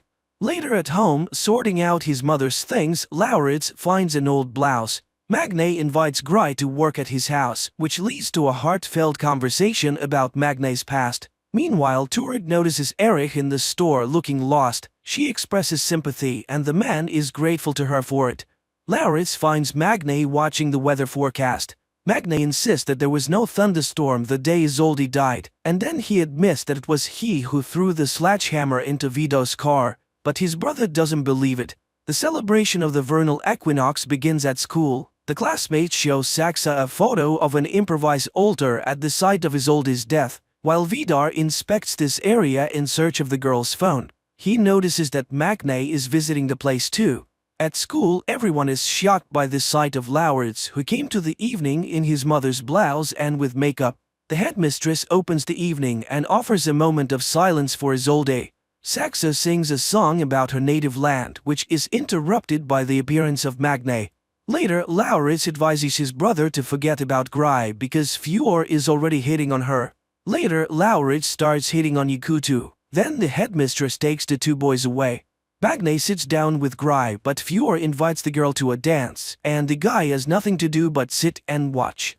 Watching them, he crushes the bottle in his hand and it shatters into small pieces. He goes to the men's room where he meets Oscar, whose mother is a police officer, and he blurts out that the girl died from hitting a rock. At this time, hot dancing begins in the hall, and Magne sees the headmistress surrounded by boys. Fjord puts on his music and he and Saxa begin a strange sensual dance to which Laurits joins. The three of them squirm on the dance floor much to the delight and astonishment of the crowd. Magne goes to Isolde's father's house and informs him about the change in the cause of his daughter's death. He's sure that the police are lying, but the inconsolable father asks to not disturb the peace of his dead daughter. Out of anger, Magne easily moves the multi-ton car in front of the house, which terrifies Erich. At this time, Fjord, Laurits and Oscar are going to the altar, and younger Utul, ridiculing people's stupid beliefs, urinates on the burning candles. Oscar manages to record this and upload everything to the internet. Fjord orders the video to be deleted, but it has already gone online. Magne is reviewing numerous notes about violations of environmental regulations by Utul Industries, which Erich shows him, and he throws away the girl's diary because she has the right to personal secrets. And at Utul's house, the owner is feeding his dog when Ren shows him a scandalous photo from the altar. The husband promises to deal with this issue. Saxa is trying to find out at least something new about Magne from Gry, who stayed overnight at their house, but she does not know anything. She goes to the bathroom and witnesses Vidar beating his son. The man is furious. People worship them too and sacrifice to them. Therefore his son insulted him with his act too. Frightened, Gry hurries to take refuge in Sax's room. The next day, Isolde's funeral takes place and everyone goes to church, but returning home, the Sayer family finds their home trashed. The brothers go to the homeless neighbor, accusing him of stealing from their house. He admits that he has been in the apartment, but only after another man who arrived there in a big black car accompanied by a dog. The brothers realize that it is Vidar but do not understand why he needed it. Later, Magne goes to see a therapist. He feels that everything has changed around him but does not find an explanation for this. He talks about the robbery and accuses the police of inaction, and the therapist tells Ren about the session. Back home, Magne tells his mother about the conversation with the neighbor and blames Vidar, but Turid says that it's absurd and does not want to hear anything about it, especially since Eric has arrived. He hands Isolde's laptop to Magne because his computer is already failing. The guy searches the computer and finds data on changes in natural conditions in the vicinity of Edda.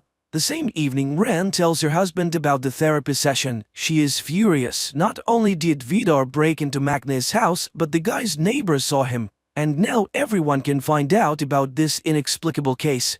The next day, Gry confesses to Fjord that she saw the beating, and it shocked her. But he changes the topic of the conversation. The girl agrees to ride with him, but Lauritz and Saxa are also in the car. Meanwhile, Magne is talking to a police representative again. He knows for sure that there was no wind that day, but the woman objects. He said that he got to the city in half an hour and no one can do that. The young people are driving along a mountain road and Fjord puts on a song in the ancient Icelandic language, which is surprising to Gry. Suddenly, a bird breaks against the windshield of the car. Saxa and Fjord come out to look at it. The sister reminds them of the need to learn at least something about Magne and eats the bird. Puzzled by the officer's words, Magne goes to a deserted warehouse and starts jogging to see how fast he runs. He does a 100-meter dash in just 7 seconds. Meanwhile, Erich has given Isolde's jacket, which has traces of blood on it, and Vidar follows Magne and witnesses an accident in which the guy is hit by a snowplow. He joyfully announces to the family about Magne's death, who interfered with their affairs. Then Vidar confesses to the children that he killed Isolde because she found dangerous things hidden by them in the glacier. Ren reminds them of the danger they are exposed to by getting close to mortals. Meanwhile, the doctors at the hospital are perplexed. The guy who was hit by the snowplow has no injuries at all. Magne goes home, and he doesn't know that at this very moment the body of his deceased neighbor, who was a witness to the robbery of their house, was being brought to the morgue. At home, Turid thanks the gods for saving her child's life, and Magne makes another note. He is now also invulnerable. His sight and sense of smell also have improved. The next day, during the lesson, there is a skirmish when Magne blames the Utul plants for the emissions of harmful substances which caused the inhabitants of the fjord to die. Saxa resolutely defends her father. After the lesson, Magne asks the teacher to test the dried blood from Isolde's jacket. He is sure that there's someone else's blood on the clothes. At least they smell different. The woman is surprised by his sense of smell and agrees to run the test. Later, Gry asks him questions about the incident. He shows her the jacket and asks her to smell it, but the girl does not detect the difference at all. In the afternoon, a group of classmates goes to a cafe where Oscar breaks the news about Ren's behavior the previous evening, which he learned about from his friends. Saxa is outraged by the silly rumors and stirs the conversation towards Gry, who is still a virgin. This pisses Gry off, and she goes home where she finds her father in front of a can of beer. The man is upset. The insurance company refused to pay him money for his sick lungs. No one sees the connection between the disease and the emissions from the Utul factories. Meanwhile, Vidar is raging in his house. No mortal could have survived. Who is this guy? To which Ran promises to find out everything very soon, since in the evening the brothers will come to them for dinner. Magne and Lauritz go to the Utul house, unaware that they are the only guests of the evening. They are seated at a chic table and are treated to alcoholic drinks. The hosts do not skimp on the drinks. Vidar pours Magne mead, the drink of the ancient gods. Feeling intoxicated, Magne begins to behave inappropriately, and throwing an axe at the target hanging on the wall simply breaks it. And then he confides in Ren about his new strength. The woman is surprised and offers to fight with her hands. The guy promises to defeat her and holds out his hand. They begin to fight, and Magne realizes that he cannot defeat the fragile-looking woman. They fight without restraining themselves, and at some point he suddenly sees the true appearance of an ancient monster hiding behind the guise of the beauty. At this moment the table breaks down. Jumping up from behind the wreckage, Magne sees the woman in front of him again. He goes to the bathroom and after washing his face, looks up at the mirror and suddenly sees the face of an ancient warrior staring back at him. Coming up next, a recap of the following episodes.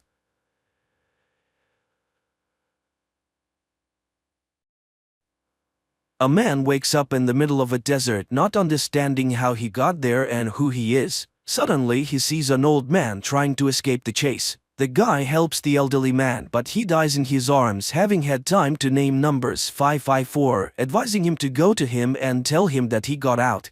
After burying the stranger, the man makes his way to the village. He asks the cab driver to take him to the train station, but the driver does not understand the meaning of the word. He tells him about his daughter and gives her name, 832. The guy remembers the old man and asks to be taken to 554. The man finds her at the bar and delivers a message from 93. But the woman is frightened and asked not to be dragged in. At this point, footsteps and a barking dog are heard outside, and the girl tells the man to run. He makes his way to the fire escape and sees a man in a white suit at the bottom, tossing a grenade in his hand. Then the man becomes dizzy, everything in front of him swims, and he wakes up in a hospital room where the man in the white suit calls him number 6. Later he declares that there is no New York, but that number 6 has always lived in the village, as his papers prove. Number 6 is taken to his house, but he looks around and goes to the street where he sees cheerful, happy people. He buys a map of the village, but there is nothing marked outside. A woman doctor catches up with him on the street and tries to persuade the man not to look for a way out, while he looks at the ghostly towers of high-rise buildings on the horizon. Then he jumps into an empty cab by the curb and drives into the desert. But as he climbs the mountain, he sees only sand and rocks in the distance. The action rolls back to an evening in New York when Michael meets a girl in a bar. The next moment, the doctor finds him lying on the sand and takes him to the village. Waking up, number 6 tells him about the meeting at the bar, but he does not remember what happened next. After getting to the town, number 6 realizes that the numbers on the doors of the houses correspond to the names of their residents, and then he finds house 93. He searches the apartment, not knowing what he's looking for. At that moment, number 2 enters, accompanied by a young man. Again, he convinces the man that there is nothing but the village, to which number 6 reasonably observes, if the old man has been followed, it means that he has learned something. Then number 6 can also get to the bottom of it. Number 6 goes to 554 again, and the girl confesses that the old man had drawings of his life before he died. Meanwhile, the cab driver and his wife receive an invitation to number 2's house, where he begins to question number 6, who at this time promises 554 that he will not come back if she tells him everything she knows. And the girl gives him a drawing of her dream, in which number 6 recognizes the Statue of Liberty, which thrills the man. It means he's not crazy. And that means that there are others who dream of getting out of here. At this time, the leader of the village, number 2, goes to his wife's bedroom and puts pills in the insensitive woman's mouth. Just then, his son walks through the door, unable to understand number 6's confidence in the existence of another place. And number 6, meanwhile, comes to the cemetery and sees a grave prepared for 93. So the management is ready to fake his funeral to keep the rumors at bay. This is where the doctor finds him. Number 6 suggests that she lie down on the ground and look at the stars. There are millions of worlds out there. Is there really only one? And where do the names of great men come from in his memories? Number 6 tells of a girl in his memories whose name was Lucy. In the morning, number 6 goes to 554's bar but is delayed on the doorstep when an explosion is heard in the room. When he comes to, he finds 554, but the girl dies, having managed to pass on 93's advice to go to the towers. The man tries to get the doctor to make sense of what happened, but the woman is frightened to death and asks him not to make things worse. Number 6 goes to number 2's house, blames him for the woman's death and promises to find a way out. He runs toward the towers, but a huge white ball appears in front of him and the man faints. In his delirium, memories of a boy playing on the seashore flit before number 6. In reality, he sees a man who calls him his brother. Number 2 tries to persuade him to admit his kinship, but number 6 does not believe him, even when he shows him their childhood photographs and reminds him of the scar he suffered as a child. Number 2 convinces the man to see a psychiatrist. The brother takes number 6 to his house, where he's greeted joyfully by his nephews, and the brother's wife announces that she has cooked his favorite meals and invites him to watch the show they never missed together. Number 2's son watches his father feed his mother pills but hides, not wanting to give away his interest. Meanwhile, number 6 expresses to his brother that everything around him is fake. He does go to the psychiatrist, and in the process he remembers Lucy. Then he tells her that he saw a seagull that lives by the water, and then it turns out that there are 2 doctors. Number 6 cuts the session short. Outside, his brother catches up with him, who has figured out how to get number 6's memory back. He takes him to the garage, where the man is greeted enthusiastically by his co-workers. It turns out that number 6 is a bus driver. The man gets behind the wheel and takes a tour of the village, while his brother acts as a guide, showing the local sights. Meanwhile, the psychiatrist reports to number 2. Number 6 is tormented by memories of another life which simply cannot be. And then the head of the village confesses that his wife has become like this because of him, and that his son, if he recognizes his real father, can abandon him. He demands to do everything to make number 6 believe in this reality. At this time, the tour bus pulls out of the village and number 6 sees an anchor in the sand. He swerves towards it and tries to convince the others that the object is real. There must be an ocean. He has visions of the 2 boys on the beach again, and his brother leads him to an abandoned building. This is where they played as children, but number 6 does not remember it. Later, the doctor tries to prove that these are false memories. Well, is someone going to make up another reality on purpose? Michael remembers Lucy again. Why did she approach him exactly that day, the day he was fired? A new day begins where everything is as usual. Clear weather, constant soap opera, and the bus store, interrupted by number 2 to present his brother's family with a trip to a resort they won in the lottery. The man is overjoyed and hopes that number 6 will go with them, but questions about the sea stump the man. Meanwhile, number 6 catches the doctor looking at sketches of Big Ben and the Statue of Liberty, which he has taken out of his pocket. Number 6 accuses her of spying and recalls telling Lucy about his job as an analyst at the company called Sumacor, watching surveillance tapes and collecting data on people. And when he realized he was violating the privacy of others, he became despondent. That night, number 2's son asks his father about his childhood because he cannot remember it. Number 2 advises him to put all doubts about his family aside, while number 6 has a dream about his brother entering the water, ignoring his cries. Later, he leads 313 to the ruins because he feels a strange connection to the place. And then, following his memories, he finds an old box with a note he wrote as a child. The doctor considers it proof that the village is real, but number 6 claims it is a trick, though he has his doubts. Michael has another flashback. He was explaining his reasons for leading Sumacor to Lucy when she suddenly admitted that she too worked for the firm. She told him that he shouldn't count on the stalking to stop after his dismissal. That same day, number 6 is stopped on the street by a woman on the tour bus. She once heard the sounds of the ocean in the desert. Together they drive to the desert, but no matter how much they walk across the sands, the woman can't find the place. Number 6's attention is distracted by a bus on its way to the resort. The man rushes to the village where his brother's family is waiting for him at the bus stop. When number 6 finally arrives, they decide to take the work bus to the resort. On the way, number 6 notices the towers and heads toward them. But images of despair flash before his inner eye when his brother is lost in the ocean. The man screams at the foot of the anchor. The vision changes. Number 6 is now tied to a pole, and number 2 puts a grenade in his mouth. There is an explosion, and number 6 regains consciousness to the screams of his brother, who begs him to pick himself up.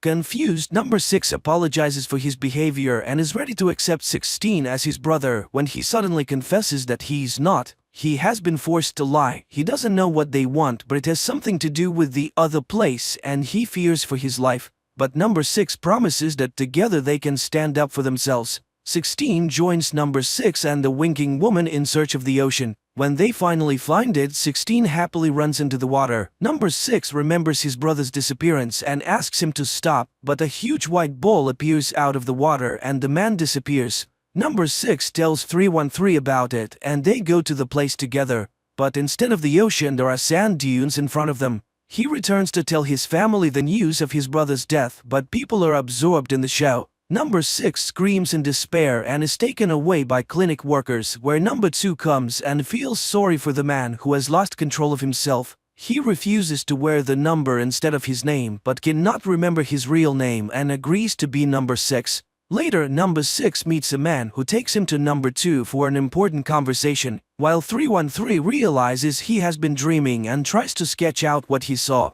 In New York, Lucy tries to leave Michael's apartment, but he grabs her and demands that she tell the truth about why he's being followed. Number 2 introduces to number 6 a village spy named 909 who is searching for those who dream of the other place. He suggested the men work together for it benefits them both. One will do the job, the other will satisfy his curiosity. 909 tells him that the cell agents do not know about each other and it is likely that someone is watching them as well. While they are assigned to number 1955, a history teacher, one of his students has reported him. To get closer to the suspect, number 6 takes a job at the school. Observing a lesson about the history of number 2, number 6 asks a question about number 1, to which he receives the answer that there is no such thing and never has been. Later, number 6 tries to provoke the teacher by asking questions about other places, but the teacher does not budge, saying that he's fine with everything here.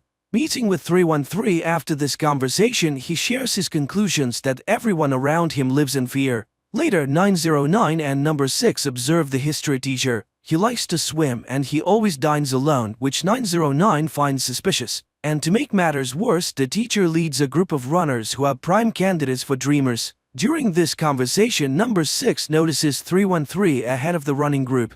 The next day, number 6 holds a lesson and one of the students shows him the latest tracking machine, and he gives the students an assignment: find out who everyone is working for and what their goals are. That evening, number 2 gives his wife black pills and she wakes up. At night, number 6 and 909 climb onto the roof of the teacher's house and watch him with a camera.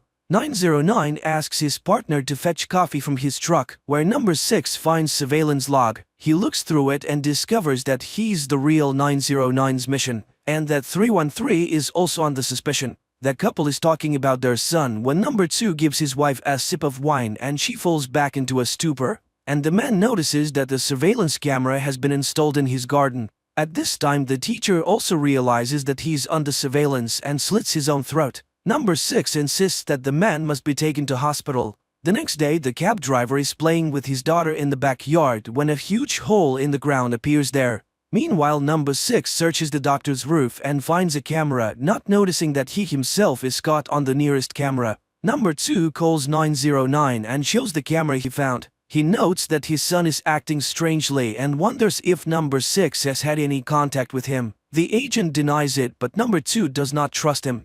And number 6 follows 909 and sees him in a bar with the mayor's son. It becomes clear that the couple are romantically involved. Number 6 recalls Lucy's confession that she has been reading Michael's reports and understands why Summercore wants to stop him. And in the village, he visits the teacher in the hospital and asks for help finding the other dreamers, but the man denies his involvement in any activity. The conversation is interrupted when number 6 senses that he's being followed. He runs after the stranger but loses sight of him, unaware that he has been spied on by his student.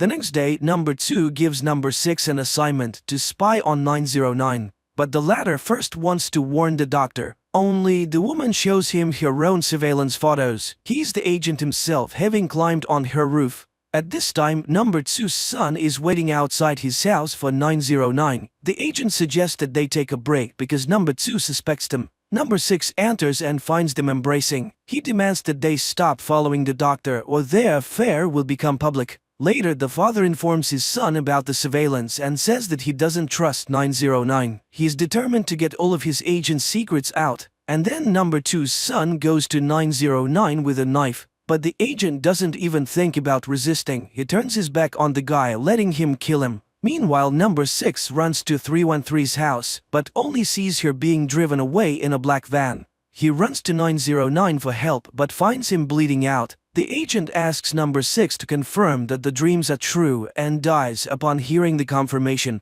New York, Lucy tries to get Michael to admit why he quit his job, and suddenly she realizes he is already with those people. In the village, number 6 finds number 2's son in the bar and asks him to help find 313. Number 2's son sends him to the tunnels, a place inhabited by unmasked dreamers, passing the man off as Sick 909. In the tunnels, number 6 finds his apprentice, who in turn helps him to find the doctor. But while they are looking for a way out, the white ball appears. Number 6 then wakes up in his apartment as the men in the white coats emerge from his door. Meanwhile, number 2 informs his son about the death of 909 and asks him to find up here.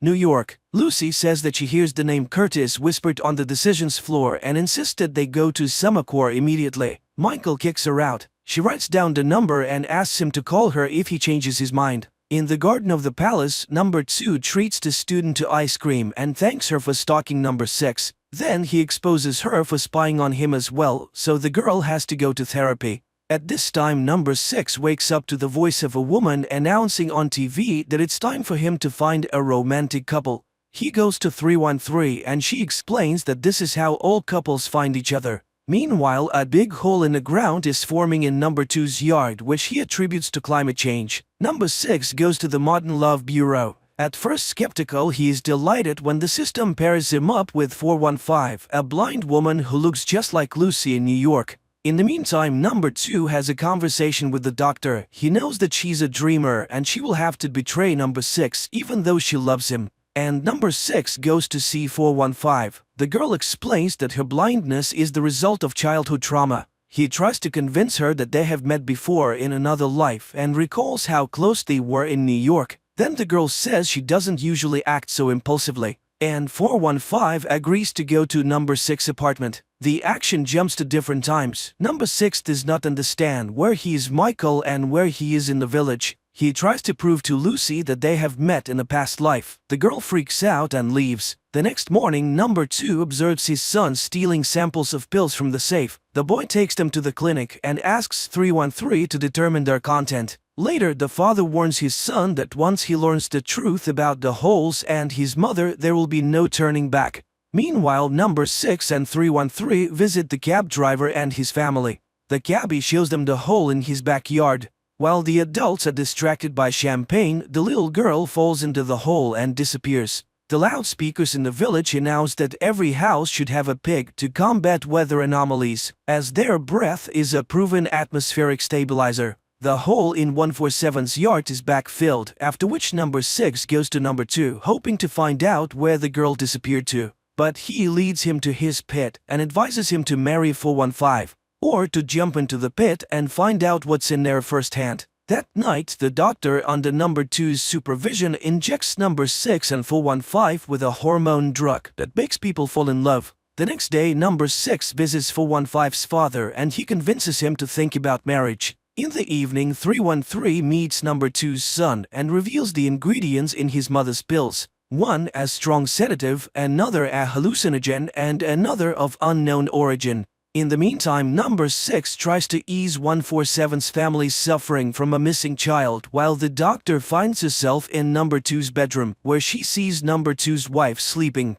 The man is interested in the possibility of reversing love. 313 speaks affirmatively, but she's against such a way of winning the man over. That night, 313 goes to number 6 and confesses her feelings as he falls asleep. People from the clinic arrive and take him away. The doctor injects him with the drug, but the man wakes up and number 2 confesses that they caused his love artificially. But the man disagrees with this statement. His love is real, and he intends to marry 415. New York. Lucy and Michael wake up together. Lucy feels that she's not being her usual self and tries to leave, but Michael offers to cook breakfast for her. The girl asks for oranges. The man's consciousness is double again. He proposes marriage to Lucy and 415, and both respond by saying yes. On their wedding day, the doctor shows up at the church to tell number 6 that his feelings for 415 will not last. When the bride arrives, 313 kisses number 6. Sensing this, 415 runs off into the desert. Number 6 catches up with her moments before the white ball attacks. The two women take turns flickering. Lucy convinces Michael that she needs to leave because she brings danger, and 415 is knocked down by the bright flash and the wave from the ball. Number 6 calls her Lucy and tells her about their meeting in New York. She tries to deny it but eventually agrees with what he says. Number 2 brings her to the village to break his heart. Distraught, number 6 comes to equally distraught 147, who wants to jump into another pit to find his daughter. Number 6 is trying to convince him not to, and while he restrains his friend, 415 jumps into the pit.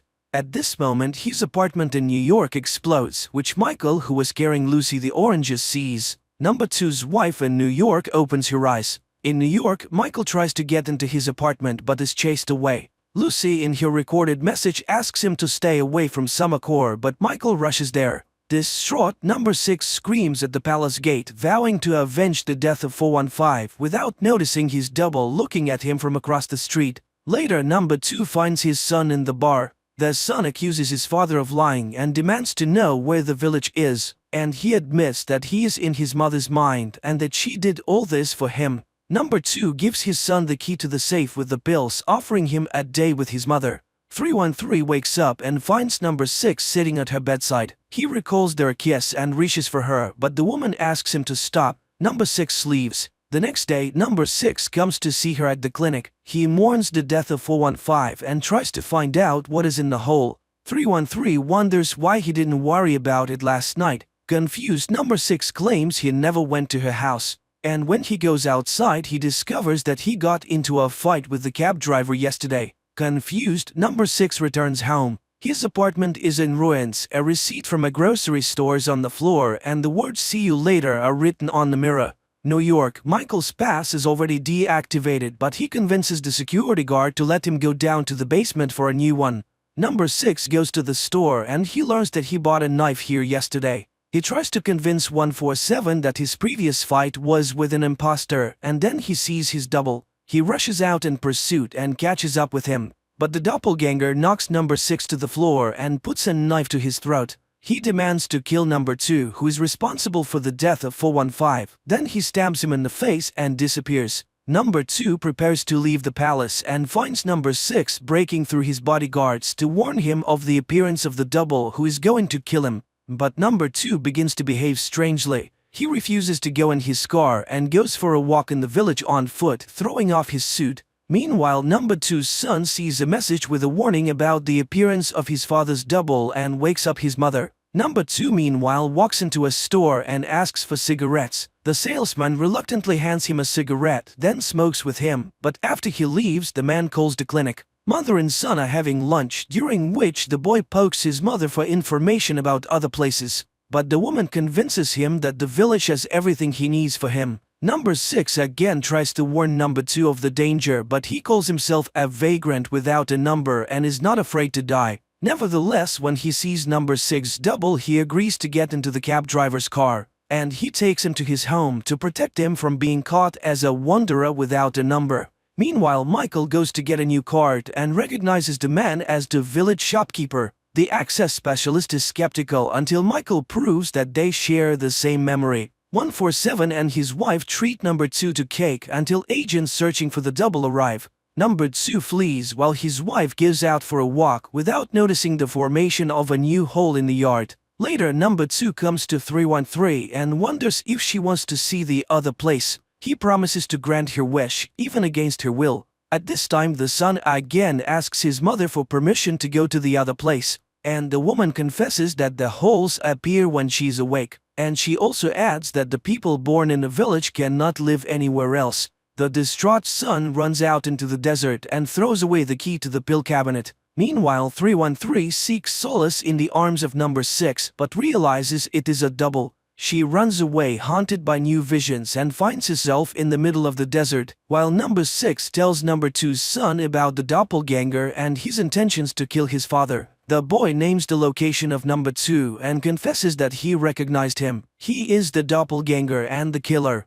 In the village church, number 6 finds number 2, and he confesses that he created the village because he wanted a fresh start, free from the apathy and the cruelty of the real world. But apparently he was wrong. He recognizes the doppelganger and he's not afraid to die. The doppelganger grabs number 2 while the real number 6 appears. He stops to double. They will only win if they unite. At this point, number 6's double disappears, while number 2's son finds the key in the sand and puts his mother to sleep again. Number 2 returns home, explaining that his double has been found and apprehended. the shopkeeper is dragged to the clinic. In the middle of the desert, 313 finds a glass door with the Summacor logo on it and goes inside. At the same time, Michael and the master go to the task floor. In a room filled with monitors, profiles of the villagers are displayed. Michael recognizes the people as subjects from his reports. On one monitor, he watches Lucy's recorded warning until 313, following a long corridor, encounters a vision. She flees back into the desert. Michael goes to the window on the floor and sees Village Street and number 6. He knocks on the window trying to get his attention, but he looks toward the towers and turns away and leaves. Meanwhile, new residents arrive in the village who cannot answer where they come from. And at Summacor, the winking woman from the tour bus informs Michael that a car is waiting to take him to Mr. Curtis. In the village, number 6 receives a summons to the clinic, where he shares with 313 his concerns. The village is expanding. Apparently, number 2 is up to something. At that moment, the doctor receives his test results and is frightened. At the same time, looking around the village, number 2 tells his son that all of this is his inheritance. Their conversation is interrupted by number 6, who wants to know exactly why he's now certified to die. Number 2 replies that he has exhausted all means to convince him to live peacefully in the village or not to live at all. In the meantime, 313 continues to be haunted by visions from another life, but number 2 warns that she must not let the girl from the other place control her.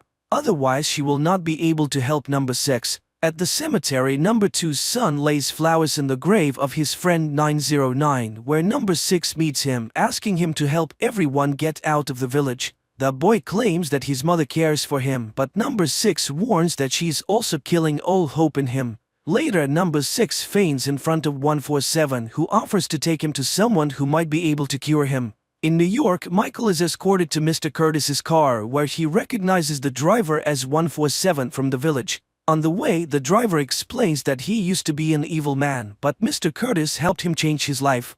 In the village, 147 takes number 6 to the village prophet, and he tells him that the deliverance is coming, they just have to wait.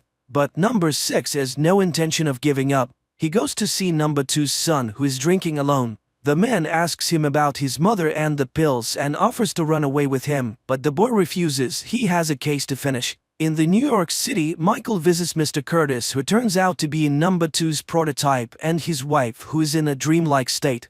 Mr. Curtis explains that the village is an experiment taking place in the woman's mind. She's sacrificed herself so that broken people could have a better life, if only in her mind.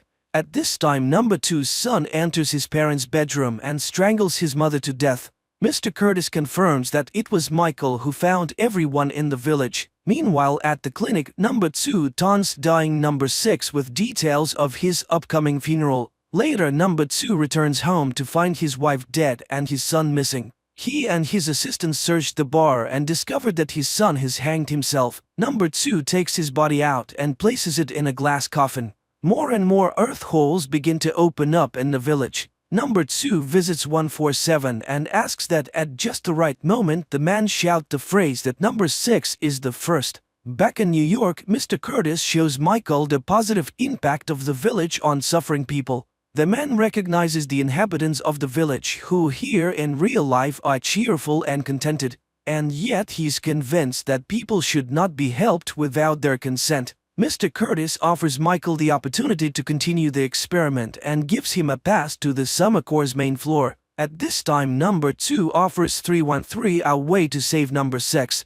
Number 2 finally realizes that number 6's weakest point is his humanity. He's so right that he wants to live his life according to his conscience. If she wants to save him, she must give herself to number 6. Later, he reminds number 6 that the doors are open, and he can go wherever he wants. But first he must confess that he needs the village, and it is his fear that causes the white bowl. Number 6 sees this object and, unable to confront his deepest fear, runs away. The villagers gather for number 2's son's funeral. Number 6 comes too, for his fever has miraculously passed. Number 2 reads the eulogy and confesses to the crowd that his son's death was suicide and that they are all prisoners of the village. At this time, in a New York church, Mr. Curtis introduces Michael to Sarah, 313's prototype. She's mentally ill, suffering from the effects of childhood abuse. The man tells Michael that he worked with the girl for a long time until she resisted. Meanwhile, number 2 admits that he cannot save the village and soon everyone will be in the abyss. The child throws a stone in number 2's face and he points to number 6. He can answer all their questions and he calls him number 1. Mr. Curtis asks for help to cure Sarah, for Michael is number 1. The crowd begins to chant that number 6 is number 1 and will save them all. Number 2 tells number 6 that the only way to plug the holes is for a dreamer to take his wife's place. That's when 313 steps forward and takes the pills. Michael takes Sarah by the arm, catching her as she falls. And number 2 puts a grenade in his mouth. He gives it to number 6 and pulls out the pin. Mr. Curtis returns home and finds his wife healthy. On the appointment floor, Michael takes over as the new head of Summer Corps. On the high ground by the village, number 6 and sleeping 313 look out at the world around them. The man confesses that he has only now realized how beautiful it is here and intends to create a good village. 313 sheds a tear. The film is quite complex. It is not always immediately clear what is real and what is a flashback or hallucination, especially when it comes to the same characters, but everything is redeemed by a rather unpredictable ending which explains all the strangeness of the plot.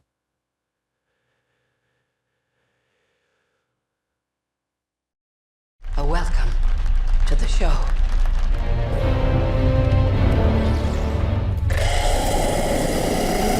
A man is running through a dark forest in Ireland. He seems frightened despite constantly encountering signs with the words "point of no return" and various numbers, indicating either directions or distances to something. However, he fails to escape. Darkness quickly envelops the surroundings, a flock of birds flies overhead, and he falls into a pit. In the next moment, an invisible force grabs him and drags him away. Elsewhere in the country lives an artist named Minna, who works in a pet store.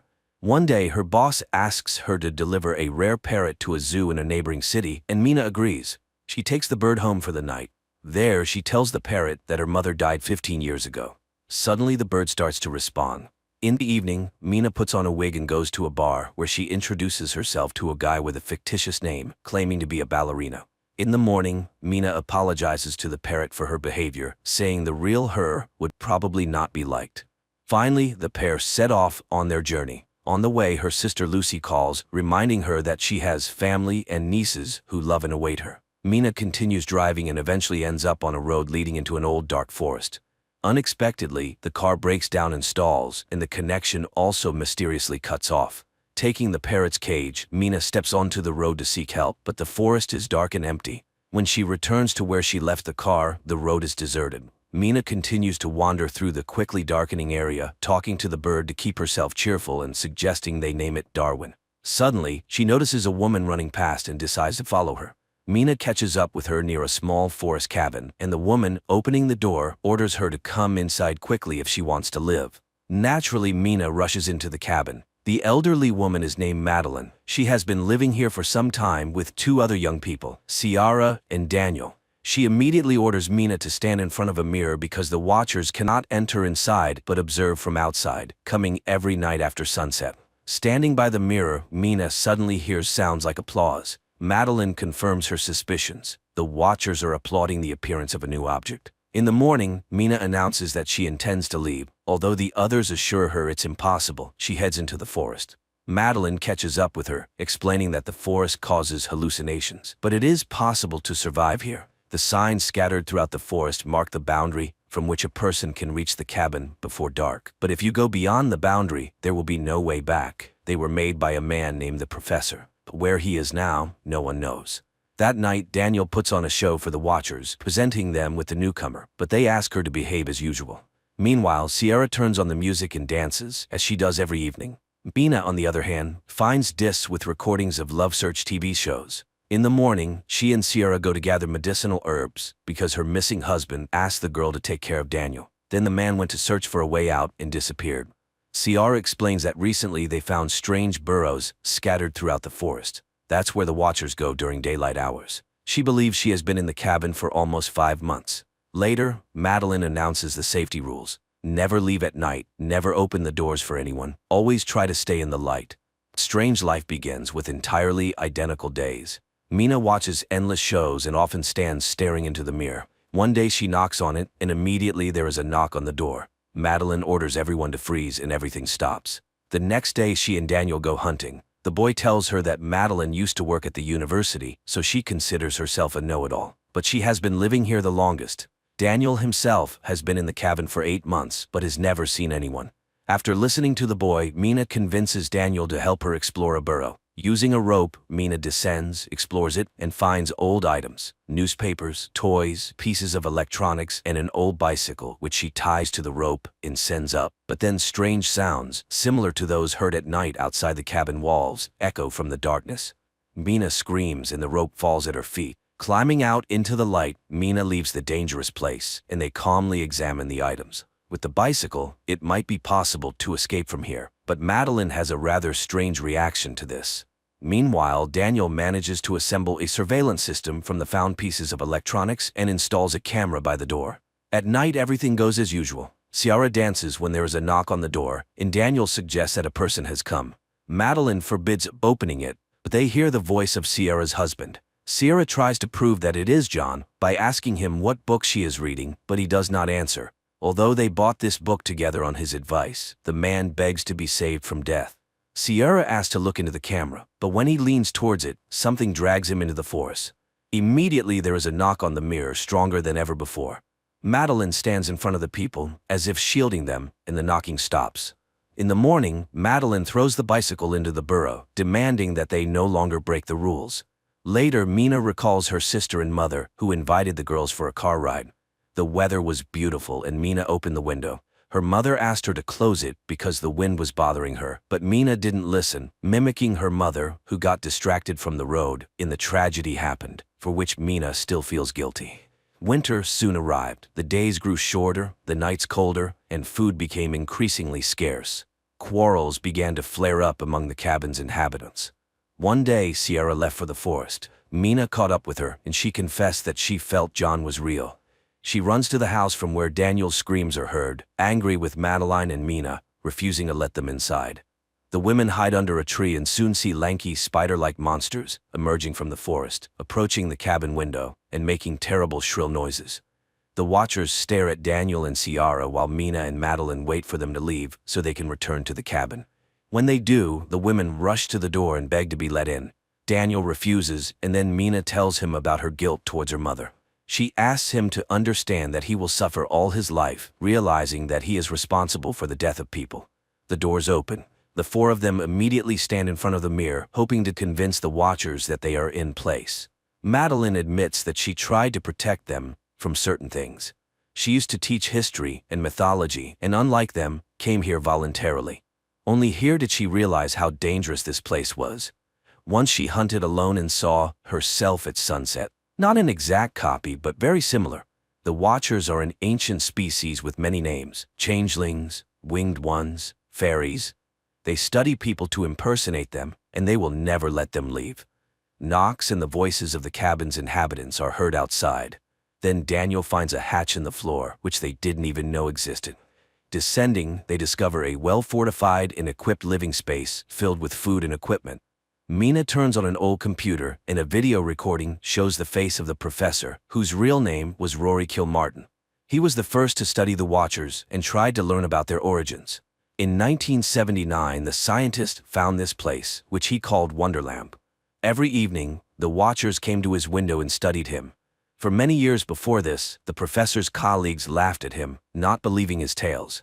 Then he built this bunker, using the labor of men from nearby remote villages. He chose the lonely or those with bad habits so that their disappearance would not attract much attention, as every evening he convinced them to have dinner outdoors. Hiding inside, he watched the Watchers deal with them. Thus this bunker was built on blood. One day, a Watcher appeared before him in the form of a girl with red hair. She was very different from the others, as if she were unique and looked curious and harmless. That's when he realized that if he unlocked the secrets of the fairies, he might even conquer death. He did the impossible, lured this girl into a cage and began experiments on communication, trying to befriend her. She changed form, sometimes turning into a frightening creature with long arms, but seemed to listen to him. Gradually, she became close and understandable to him, but now the professor realized he had achieved nothing significant and was ready to end his life. He hid a boat by the river, and this is the only way out. Just follow the birds. He asked the survivor to go to his university office and destroy all the documents found there, and now he will go to her and stay here forever. In the last recording, they see Kill Martin climbing up. Gunshots are heard, and then all is quiet. Realizing that this is their last night in the forest, Sierra turns on the music and invites Daniel to dance, but he seems upset about leaving. He says his family is dysfunctional and he has nowhere to return to. Then the girl offers to let him stay with her for a while until they find him a good occupation and place to live, as they have become good friends. In the morning, the group sets out to escape, guided by the signs and Mina's parrot, whom she asked to lead them. Soon they reach a massive stone disc in the ground, covering the entrance to a huge tunnel. Madeline explains that this is where the last representatives of the ancient fairy race were locked up, who were once very friendly with humans. After many centuries, they managed to surface, but now the friendship has turned into hatred. They stay here because they are held by magic, so they need to run far away. They walk all day. Dusk falls, but there is no river or boat in sight. It starts raining and they fall into despair when they see huge flocks of birds flying in one direction. They run after them and reach the river. The women rush to the boat when Daniel hears screams behind him and sees John.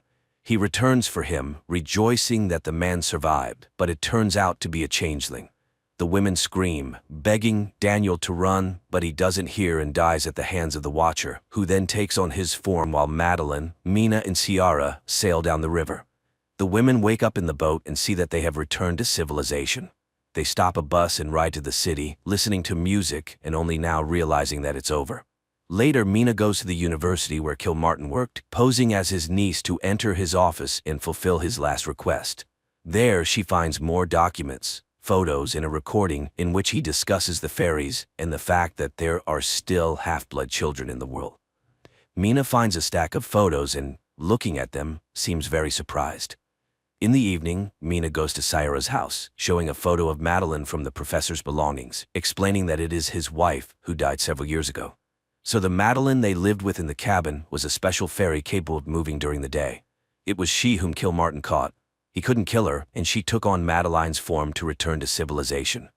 Then a car pulls up to the house, and the real Ciara gets out, while the one she's talking to is actually a fairy. Realizing she has been exposed, the fairy knocks Mina out and changes shape again, turning into Daniel. They just want to live like other species. But due to human hatred, they are forced to stay underground. The fairy turns into Kill Martin and goes to Mina. In the house, the fairy transforms into her and prepares to kill the girl. But Mina says that there are others like her somewhere because she is half human and acknowledges that it was unfair of humans to banish the fairies from their world. The fairy softens and spreads her wings, admitting that Mina might be right, and she flies away. Mina revives Ciara. Later, she reunites with her twin sister Lucy, finally forgiving herself for their mother's death. She tells her about her experience, admitting that she still sees Madeline appearing in the forms of other people. Her nieces arrive to show Mina a drawing of her and Darwin, whom she still keeps as a pet. Meanwhile, outside, a girl with red hair appears, looking at their apartment windows and taking on the form of a girl with a strange face. This is probably not a horror movie, but rather a scary bedtime story when a child doesn't want to sleep and asks for something frightening. Everything builds up slowly and tastefully, but the ending unfolds somewhat mundanely, although mysteriously.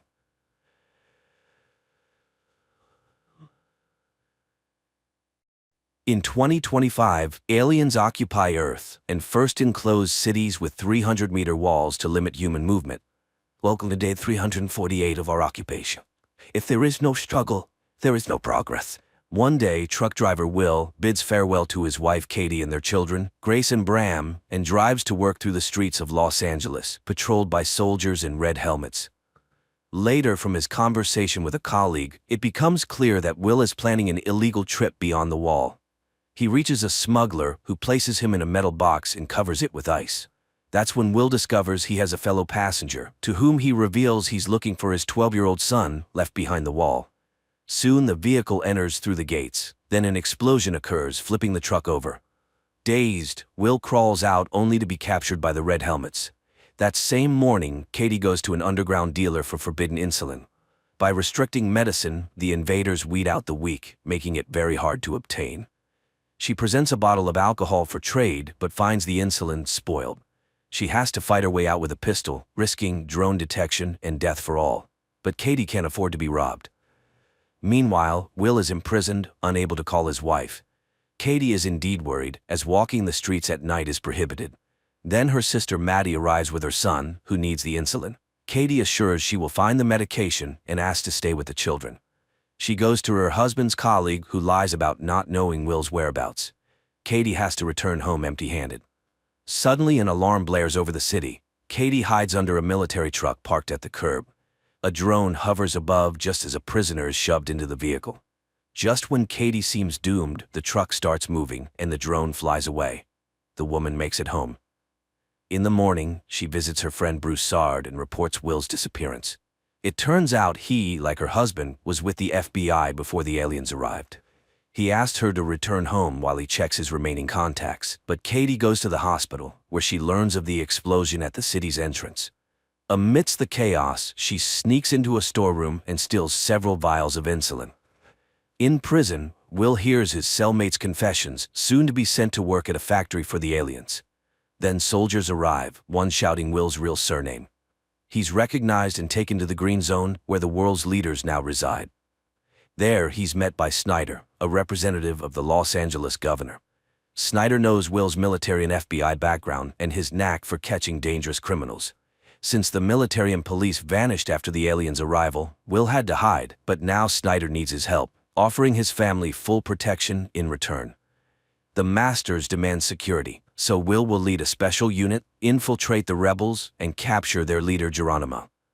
As the alien spacecraft is about to launch, Snyder takes Will to the balcony, hoping to persuade him to switch sides. If he refuses, his family will be sent to the factory.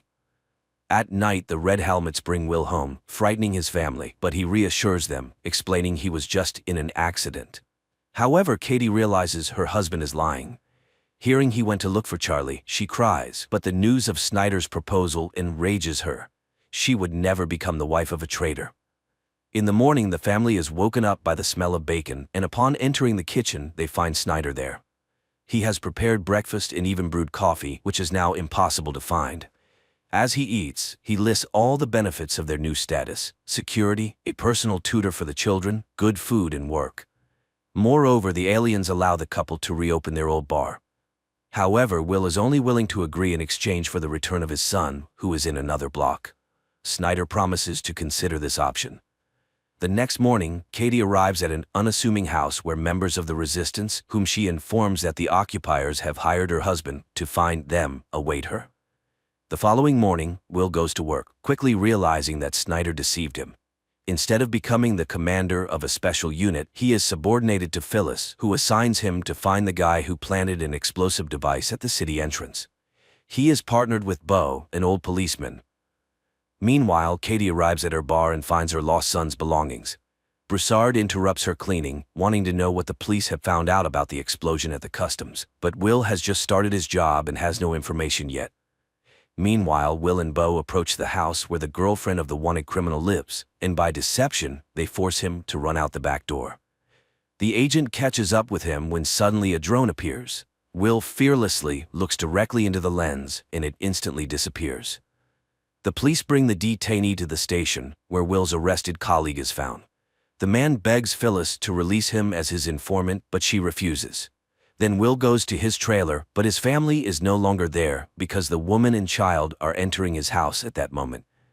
After hiding the mother and son upstairs, Katie drives to Broussard as the couple needs new documents, but he refuses to help, as the resistance cannot take risks.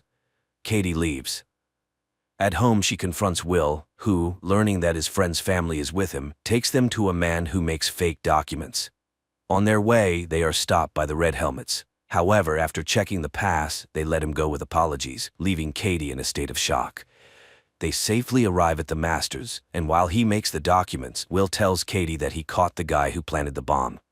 And once he finds Geronimo, they will be able to bring Charlie back. Later, Will takes the woman and child to a camp where displaced people live. Katie meets with the resistance leader. Alexander calms her down, as the caught boy belongs to another group, but he promises to warn them. At the station, Will discovers that a group of prisoners is being prepared for shipment to the factory. Phyllis asks him to resign himself. During the arrival, the city's entire defense was destroyed in 8 hours. What can a bunch of rebels do? At night, Katie comforts her distraught husband when he is informed that the suspect has divulged the location of his accomplice's hideout. He leaves, and Katie rushes to the phone to warn Broussard. Meanwhile, the prisoners are brought to the location, forced to strip, disinfected, and then redressed.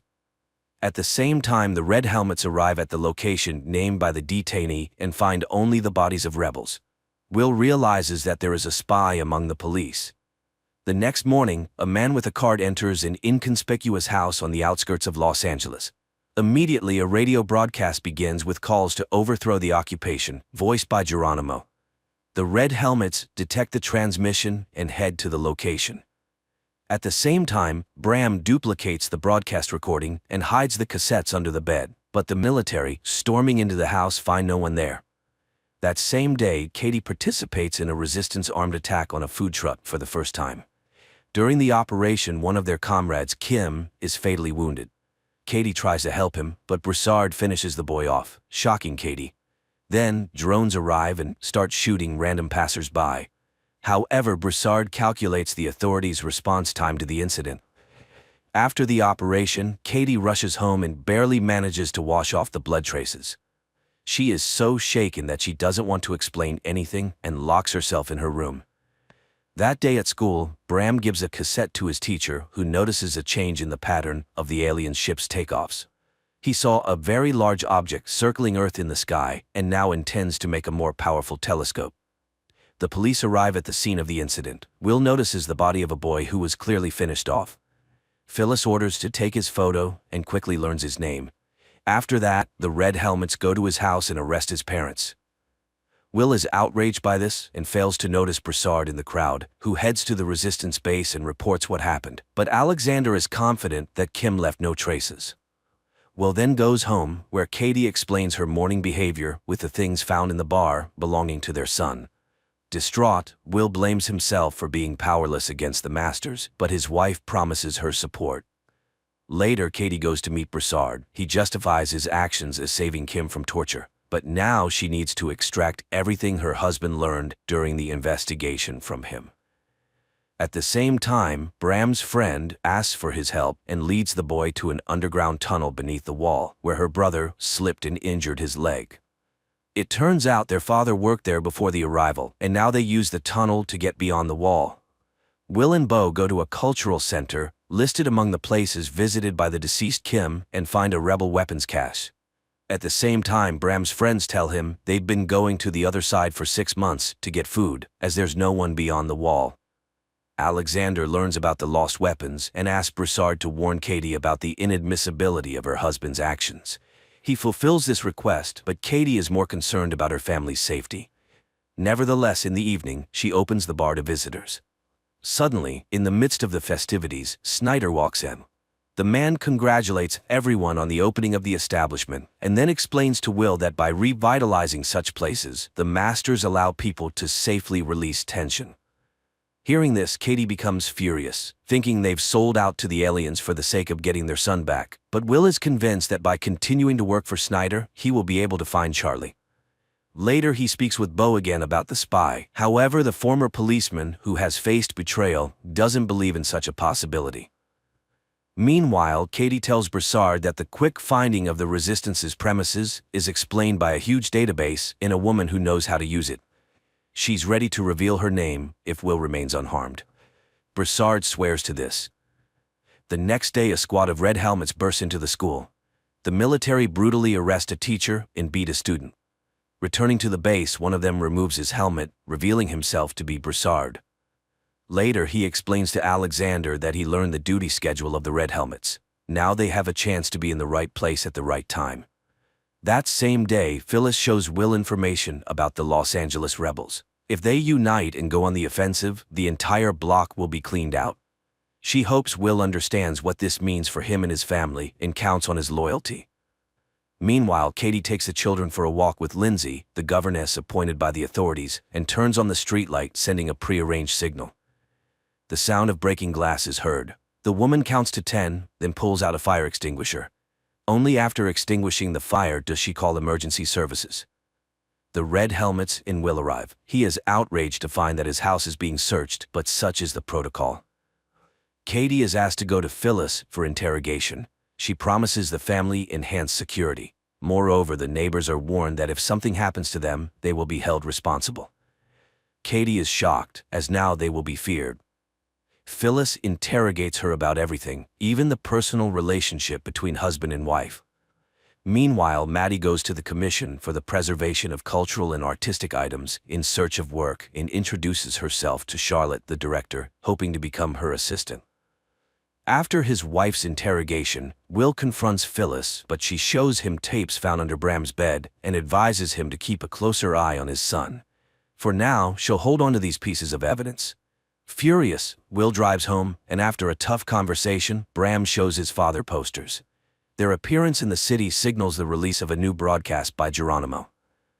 Katie manages to extract a promise from Alexander not to touch her husband, and in return identifies her husband's boss, Phyllis, in a photo. Later, another broadcast by Geronimo begins in the city. This time, the police immediately detect the signal coming from the library and rush there. The man hears their approach but utters his final words, calling for resistance. He is arrested, although Will is sure it's not Geronimo, greatly disappointing Snyder, who had already informed the masters of their victory. That same day, Maddie witnesses Charlotte's anger, who needs a painting by a specific artist. Maddie reports she knows who had collections in the city, as she worked as an art historian. Meanwhile, the arrested man confesses during interrogation that he found the text for the broadcast in a pipe. The police go to the site and verify that the indicated pipe leads to the green zone. Charlotte's workers find art items in the house Maddie mentioned. In gratitude, the owner takes her on board and promises to help with insulin. That same day, Phyllis informs Will that as a sign of trust, she destroyed the tapes. The man goes home where Bram admits he listened to Geronimo because he was the only one who instilled hope in people. Katie arrives at the bar earlier than usual and finds Phyllis in the hall, who wants to talk to her alone. Phyllis talks about her husband and draws parallels with Will, who loves his wife so much that he doesn't see who she really is. She shows surveillance photos from the truck attack site and warns Katie that she's gotten involved with the wrong people. If Katie wants to survive, she will now work for her. After the conversation, Phyllis returns home, where her paralyzed husband lies. She greets him, but upon entering the living room, she finds Broussard there. Phyllis immediately understands why he came and asks him to kill her husband too. Broussard shoots. The next day, Beau and Will go to the crime scene and find the word Geronimo written on the wall. Snyder is furious because Phyllis was very close to the masters and demands the criminal be found. A message comes in about the capture of one of the Geronimo group. Will interrogates the young man, who gives an address in the green zone. The red helmets burst in there, finding a concealed room and several people who call themselves the Geronimo group. Meanwhile, Bram, accompanied by his girlfriend, passes under the wall and ends up in a deserted city, where they find necessary supplies in a huge warehouse. Back in Los Angeles, news is broadcast that the underground has been eliminated, although Will doesn't believe it. Snyder once again becomes enraged because he sees that the captured couple doesn't look like terrorists. He refuses to fulfill the agreement about searching for Charlie and appoints Will as the head of the group. Will immediately begins searching for the mole, and Phyllis's assistant, Jennifer, reminds him of his wife, suggesting he might be the source of the leak. Returning home, Will sees Bram giving his sister markers brought from beyond the wall, but the son lies that he traded them for oranges. Snyder interrogates a man who claimed to be Geronimo, but he confesses that he is just an actor.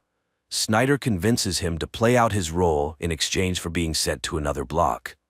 At the same time, Bram rushes to his teacher and promises to get him a powerful lens for his telescope. Will, secretly from his wife, searches the bar but finds nothing incriminating except for a book he doesn't recognize. The trial of Geronimo is broadcast on all channels, featuring relatives of the terrorism victims, and a scaffold for execution is erected in the square. The actor plays his role, believing Snyder's promises to eradicate terrorism. He realizes he's been deceived only when he finds himself on the scaffold, but can do nothing about it.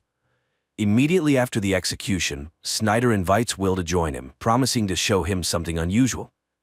At the same time, Alexander's group prepares for a new attack, with Katie among the rebels.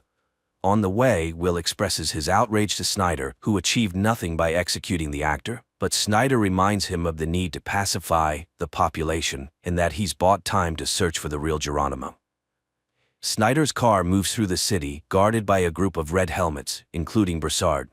At one of the turns, a decoy road worker sends them on a detour, and when the convoy slows down, Broussard shoots his colleagues. Snyder tries to run, but Will locks the doors as the car is armored. Rebels, disguised in red helmets uniforms, shoot at the car and manage to pull the door off, but Will shoots from inside and still gets Snyder out of the fire. Drones appear, but the rebels manage to escape. Will leads Snyder into the bar where Katie arrives at the same time. Snyder is hysterical, but Will cannot guarantee protection by his own means. Katie asks Will in private not to risk himself for such a worthless person, but Will cannot leave a person without help. Realizing that the phone doesn't work, he goes outside to a payphone to call for backup. Meanwhile, Alexander, learning about Will's role in saving Snyder, is furious, but then Katie communicates via radio that the traitor is in the bar.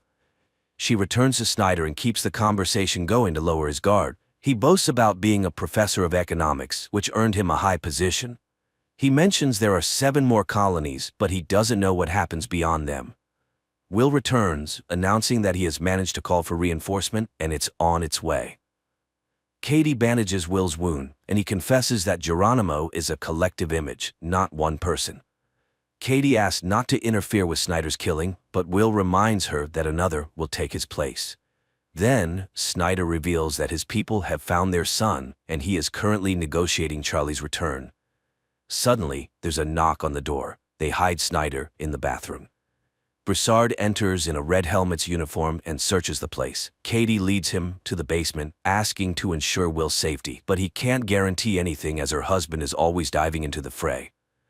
Broussard eventually leaves, but Will is sure he is a member of the resistance and will return with backup. They barricade the doors with Snyder, who again mentions Charlie, infuriating Katie as she's tired of his blackmail.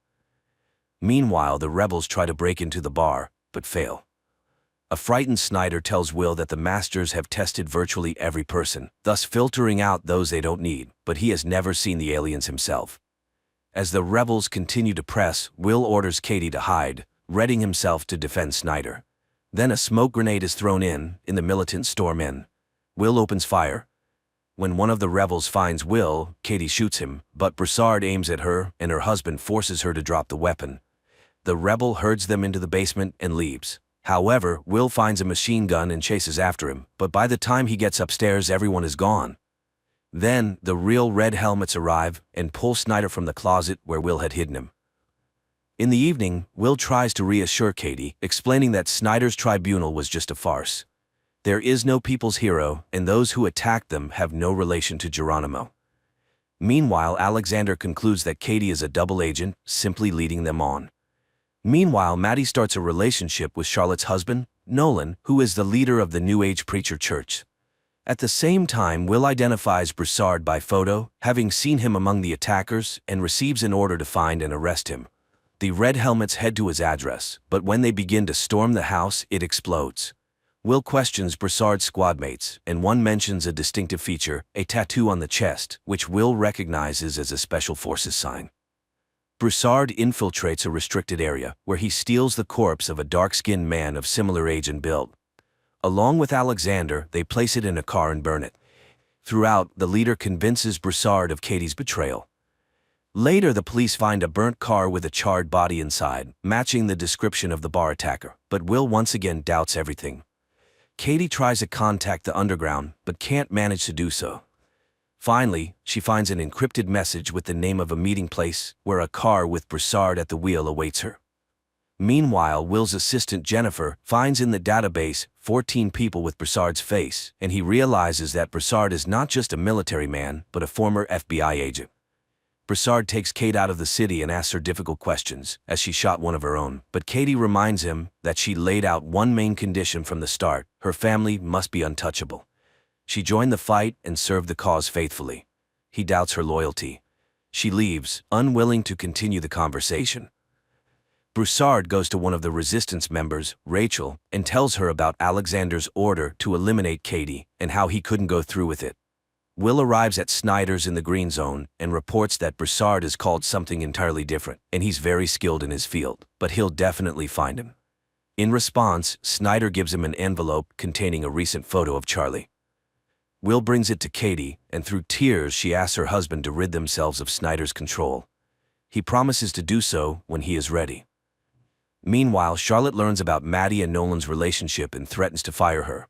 Nolan decides to remind his wife of her place and offers Maddie to become his assistant. The police receive new information, with which Will goes home. He shows his wife a photo of Broussard and tells her that his fingerprints were found in their bar. This means he was there before. Katie says she doesn't know him, but Will shows her photos of his victims, and she recalls that he indeed visited them and said he lived in his mother's house and was fixing it. Jennifer immediately finds Broussard's mother's house through receipts from construction stores. Rachel comes to Katie, confessing that Broussard indeed killed many, but it's part of the resistance. Katie reminds her that she almost became one of his victims, but Rachel reminds her that Broussard didn't carry out that order. Then Katie calls Broussard and warns him that Will has figured him out. The red helmets go to Broussard's mother's house, but it's empty. The abandoned tools make it clear he received a warning. Will calls out to a neighbor who turns out to be Alexander, and he says he hasn't seen his neighbor. Will leaves but then stops. On Broussard's table lies the same book as in his wife's bar. Will's partner ends up at a factory where people often get sick and die. It turns out the factories are built on the moon. Will shows his children a photo of Charlie and admits he only started working for the government to get him back. That morning, the governor of the Los Angeles block arrives at Snyder's to inform him that the chief minister of the Pacific region is coming for an inspection. He assures everything is going well, but the woman is very doubtful. Katie goes to Rachel and learns that her underage sons are also in the resistance.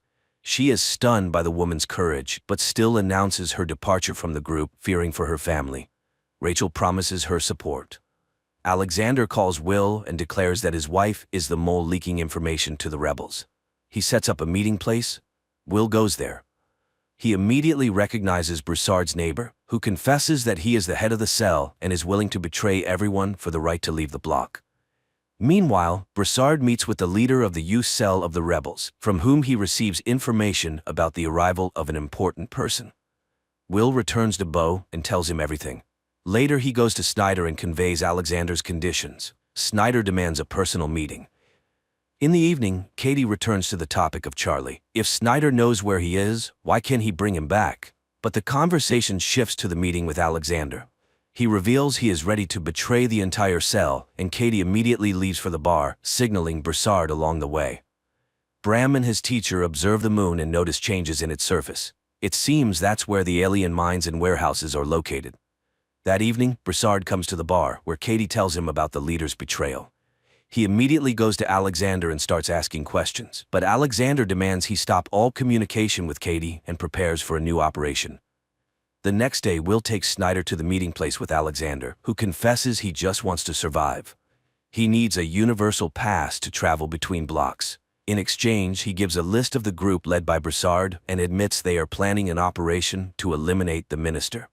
He will set up a meeting for Broussard where the police will arrest him. Afterward, Will take him beyond the wall and give him the pass. Later, Broussard arrives at the designated place in the market. Rachel and Katie are also there, and upon spotting the red helmets, Katie immediately warns Broussard. A rebel throws firecrackers, causing panic, and people scatter as the military opens fire. Rachel dies, and Broussard escapes.